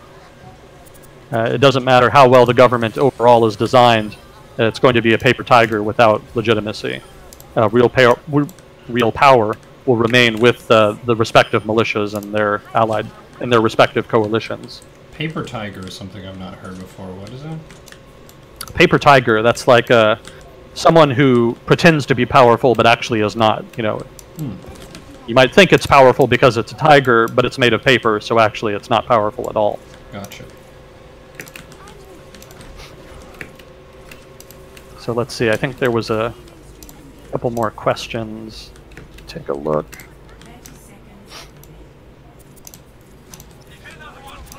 Texas, oh, that's, that's, okay, that's fuzzy chord, not a question. Yeah, by the way, thank you guys for sending me these articles. I appreciate that. I haven't been able to look at them yet, but I will later. Speaking of elections, in Texas we have the primary in, what, 2 days? Mm-hmm. I'm kind of hyped. Oh. My polling place is within walking distance of where we live. Oh, that's super convenient. Yeah. Yeah, I didn't, first time I tried to vote, I actually missed the chance because I got lost in a rainstorm. So having a close voting place, that does have some importance. Mm-hmm. Yeah, well, I think that's part of the reason rainstorms. that we don't have awesome turnout in the U.S. is some people were complaining about this related to the Florida shooting. It's more convenient to buy a gun than it is to vote in terms of how many different steps you have to follow to be able to represent yourself. Well, as the old saying goes, the power of the pen is mightier than the sword, or something to that effect. Yeah, but should the use of a pen be more inconvenient than the use of a sword? Fair point. Fair point. Yeah, that's that gets to the crux of the debate. But certainly, you can do a hell of a lot of damage wrecking a political system. Much more so than you can with a gun. You only can use one gun at a time. Maybe two.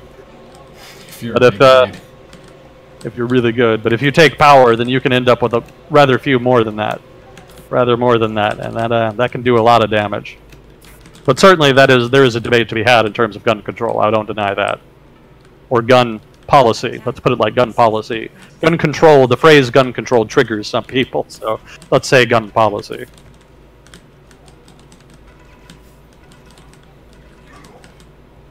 Oh, somebody asked about if time allows, can we get his? Does time allow? How are we doing on time? It depends on if it's an hour-long question, but we have like 10 to 15. Go for Oh, okay. No, 10 to 15 minutes would be fine. This person has asked, if time allowed, can we get thoughts on the upcoming Italian election? Which actually, is voting done on that? I think it was today, wasn't it? Italy heading towards hung parliament. That's what the news headline says. That doesn't surprise me. I was very curious about that because that's actually an important election.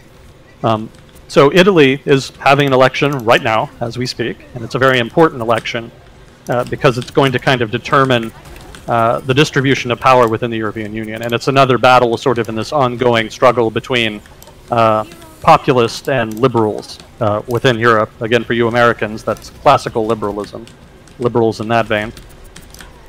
The prediction had been, and it looks like it was correct, is that there would be no majority party, and that the most likely coalition would be between the center-right, and possibly the Five Star Movement, although I think they were kind of ruling that out earlier today. I think at least there's going to be a coalition between Lega Norte, which is the Italian League, the Northern League, something to that effect. A coalition between the Northern League and Berlusconi's party, which I think is Forza Italia or something like that. So basically it's going to be a relatively right-wing conservative government, most likely. It's going to be unstable, though, because it's going to lack that strong majority. And the reason it's problematic is because all of those parties, Lega Norte, Forza Italia, and the Five Star Movement, are all relatively Eurosceptic. So they're not really going to be interested in further European integration, per se. And they're also all relatively pro-Russia, which means that Italy will probably be a voice for at least putting pressure on, at least advocating for the ending of sanctions against Russia and normalizing relations, which I'm sure Moscow would like. So there are significant implications then going forward if that right-wing government takes place and is able to strongly push for a different line, basically, as far as Russia and as far as the European project writ large. It also has consequences for economic reform in Italy. As a right-wing government, prospects are a little bit better for strong economic reform, but because it's probably going to be a hung parliament, because there's probably not going to be a strong majority, it may very well be extremely difficult to pass significant economic reform in Italy with this government, which means that not even Italy's own economic problems will be resolved, which will probably just serve to exacerbate the populist issue in Europe, well, certainly in Italy at least. So it's looking like Italy is going to be not just unstable itself over the next few years, but possibly a source for instability within Europe and European politics. European nations by themselves do not have a whole lot of leverage in international relations. Some have a lot more than others. That's not always true, but in general, they have a lot more leverage negotiating as a bloc in international relations than they do individually. And having one country kind of march to the beat of its own drum, like Italy probably will going forward, that's going to be a problem. And that's going to be very disruptive, and it will undermine the negotiating position of the rest of Europe. So that's not going to be to their benefit. But on the other hand, it could be that the new government is relatively constrained, restrained, is relatively moderate, and is more willing to negotiate and compromise on the European project than people have been worried they will. Part of the reason people are worried is because Berlusconi is involved. And Berlusconi, for those who don't know, he's like 84 years old, and he's been a big figure in Italian politics over the past few decades. He's like Trump before there was Trump. He's a very charismatic but also somewhat crass figure. And that's part of his attraction in Italy. I think especially in southern Italy is more where his base of support is. The pro-business community in northern Italy likes him just because of that, just because of his pro-business policies. But he has a kind of charismatic machismo to him that appeals to southern Italy as well. If you're from Italy and I'm getting this wrong, please do contribute. I would want to know. If I'm wrong, I want to know more than anybody. So please do correct me on that if I'm wrong. But that's my understanding of Berlusconi's appeal. I don't know a ton about him, but I do know that the kind of prevalence of machismo in Italy is pretty extreme compared to a lot of other European countries. Yeah, more so in southern Europe in general. But yeah, in Italy there is a strong. That's kind of a thing in every Mediterranean country. In Italy, Spain, North Africa, the Levant, all of those countries, Greece, all of those countries kind of feature machismo as a strong cultural trait. So it's kind of a Mediterranean cultural feature, it would seem. But yeah, his appeal definitely lies partly in that machismo, or machismo. Now that I think about it, I'm not sure how to pronounce that. But regardless, he's going to have a role going. I don't think he's actually going to be prime minister or be in office, because he was actually convicted of some kind of crime. I don't quite remember what it was. I think it either had something to do with electoral fraud or hookers, one or the other. He's well, that's the kind of trouble the guy gets into. He used to have these legendary bunga bunga parties that would involve hookers, and the accusation was that the hookers were underage, and he got in trouble for that. I remember one of them was supposed to be from North Africa or some such. Anyway, that's a whole other conversation. The issue is he was convicted of that crime, and as a result he cannot be in political office for, I think, several years yet anyway. So he's not going to be in office for this government, at least. But he's powerful figure behind the government. He's a powerful leader, and he's going to have a lot of influence, and that has people worried. Because he's kind of an eccentric, unpredictable figure. In general, he's center-right to right-wing, and he doesn't generally veer too much off that script. He's not like a right-wing extremist, but he can be hard to negotiate with and hard to deal with, and he generally serves as more of a distraction from policy issues than a solution.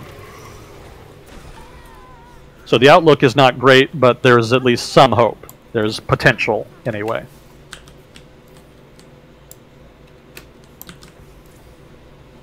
How's that? Good enough.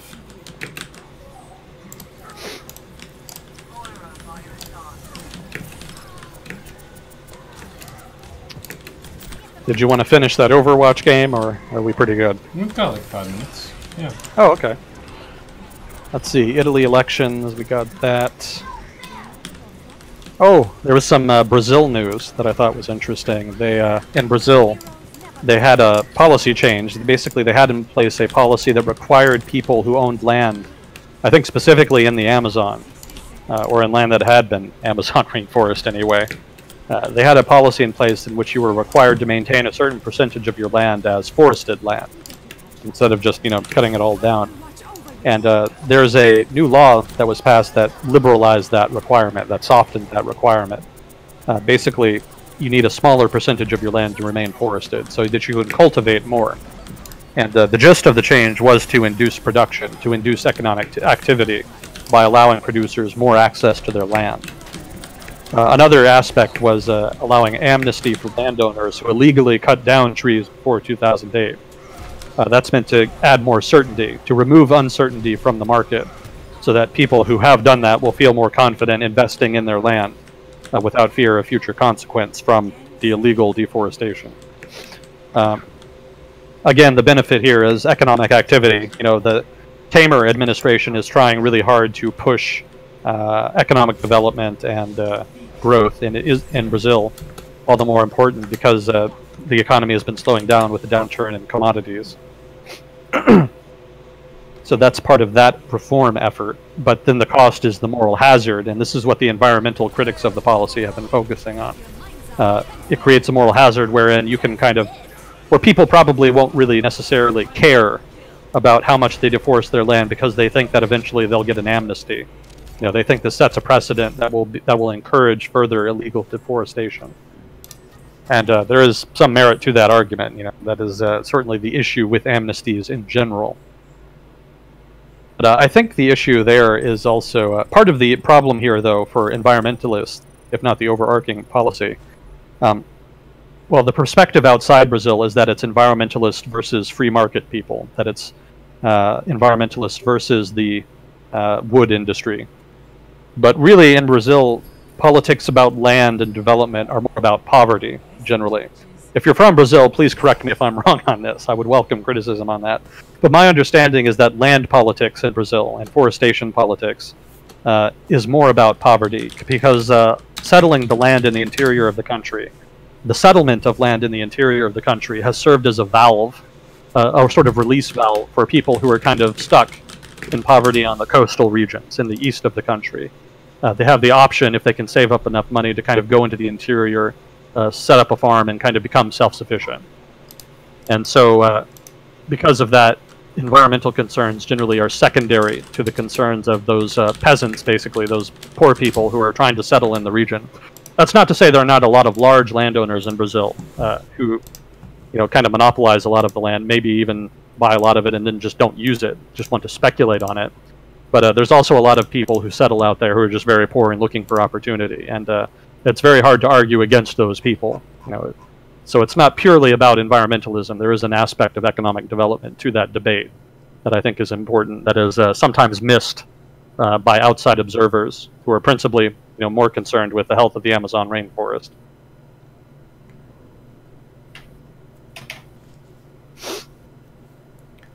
Well, sweet. We got a good stopping point. Today was fun. I like the range of stuff we got to cover. Yeah, thank you for having me.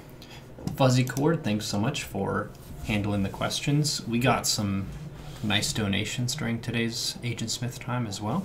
Oh, thank you all very much. Yeah. So appreciate that. We should be good for next week. I'll let you know otherwise, but that was some good-ass conversation. This will be uploaded to YouTube. Be sure to follow Agent Smith on Twitter to get some of his news updates over the course of the week. Keep it real, dude. Take care of yourself. Thanks for coming on again. Yep, thanks again. Nice. Thank you. Who is this disembodied voice?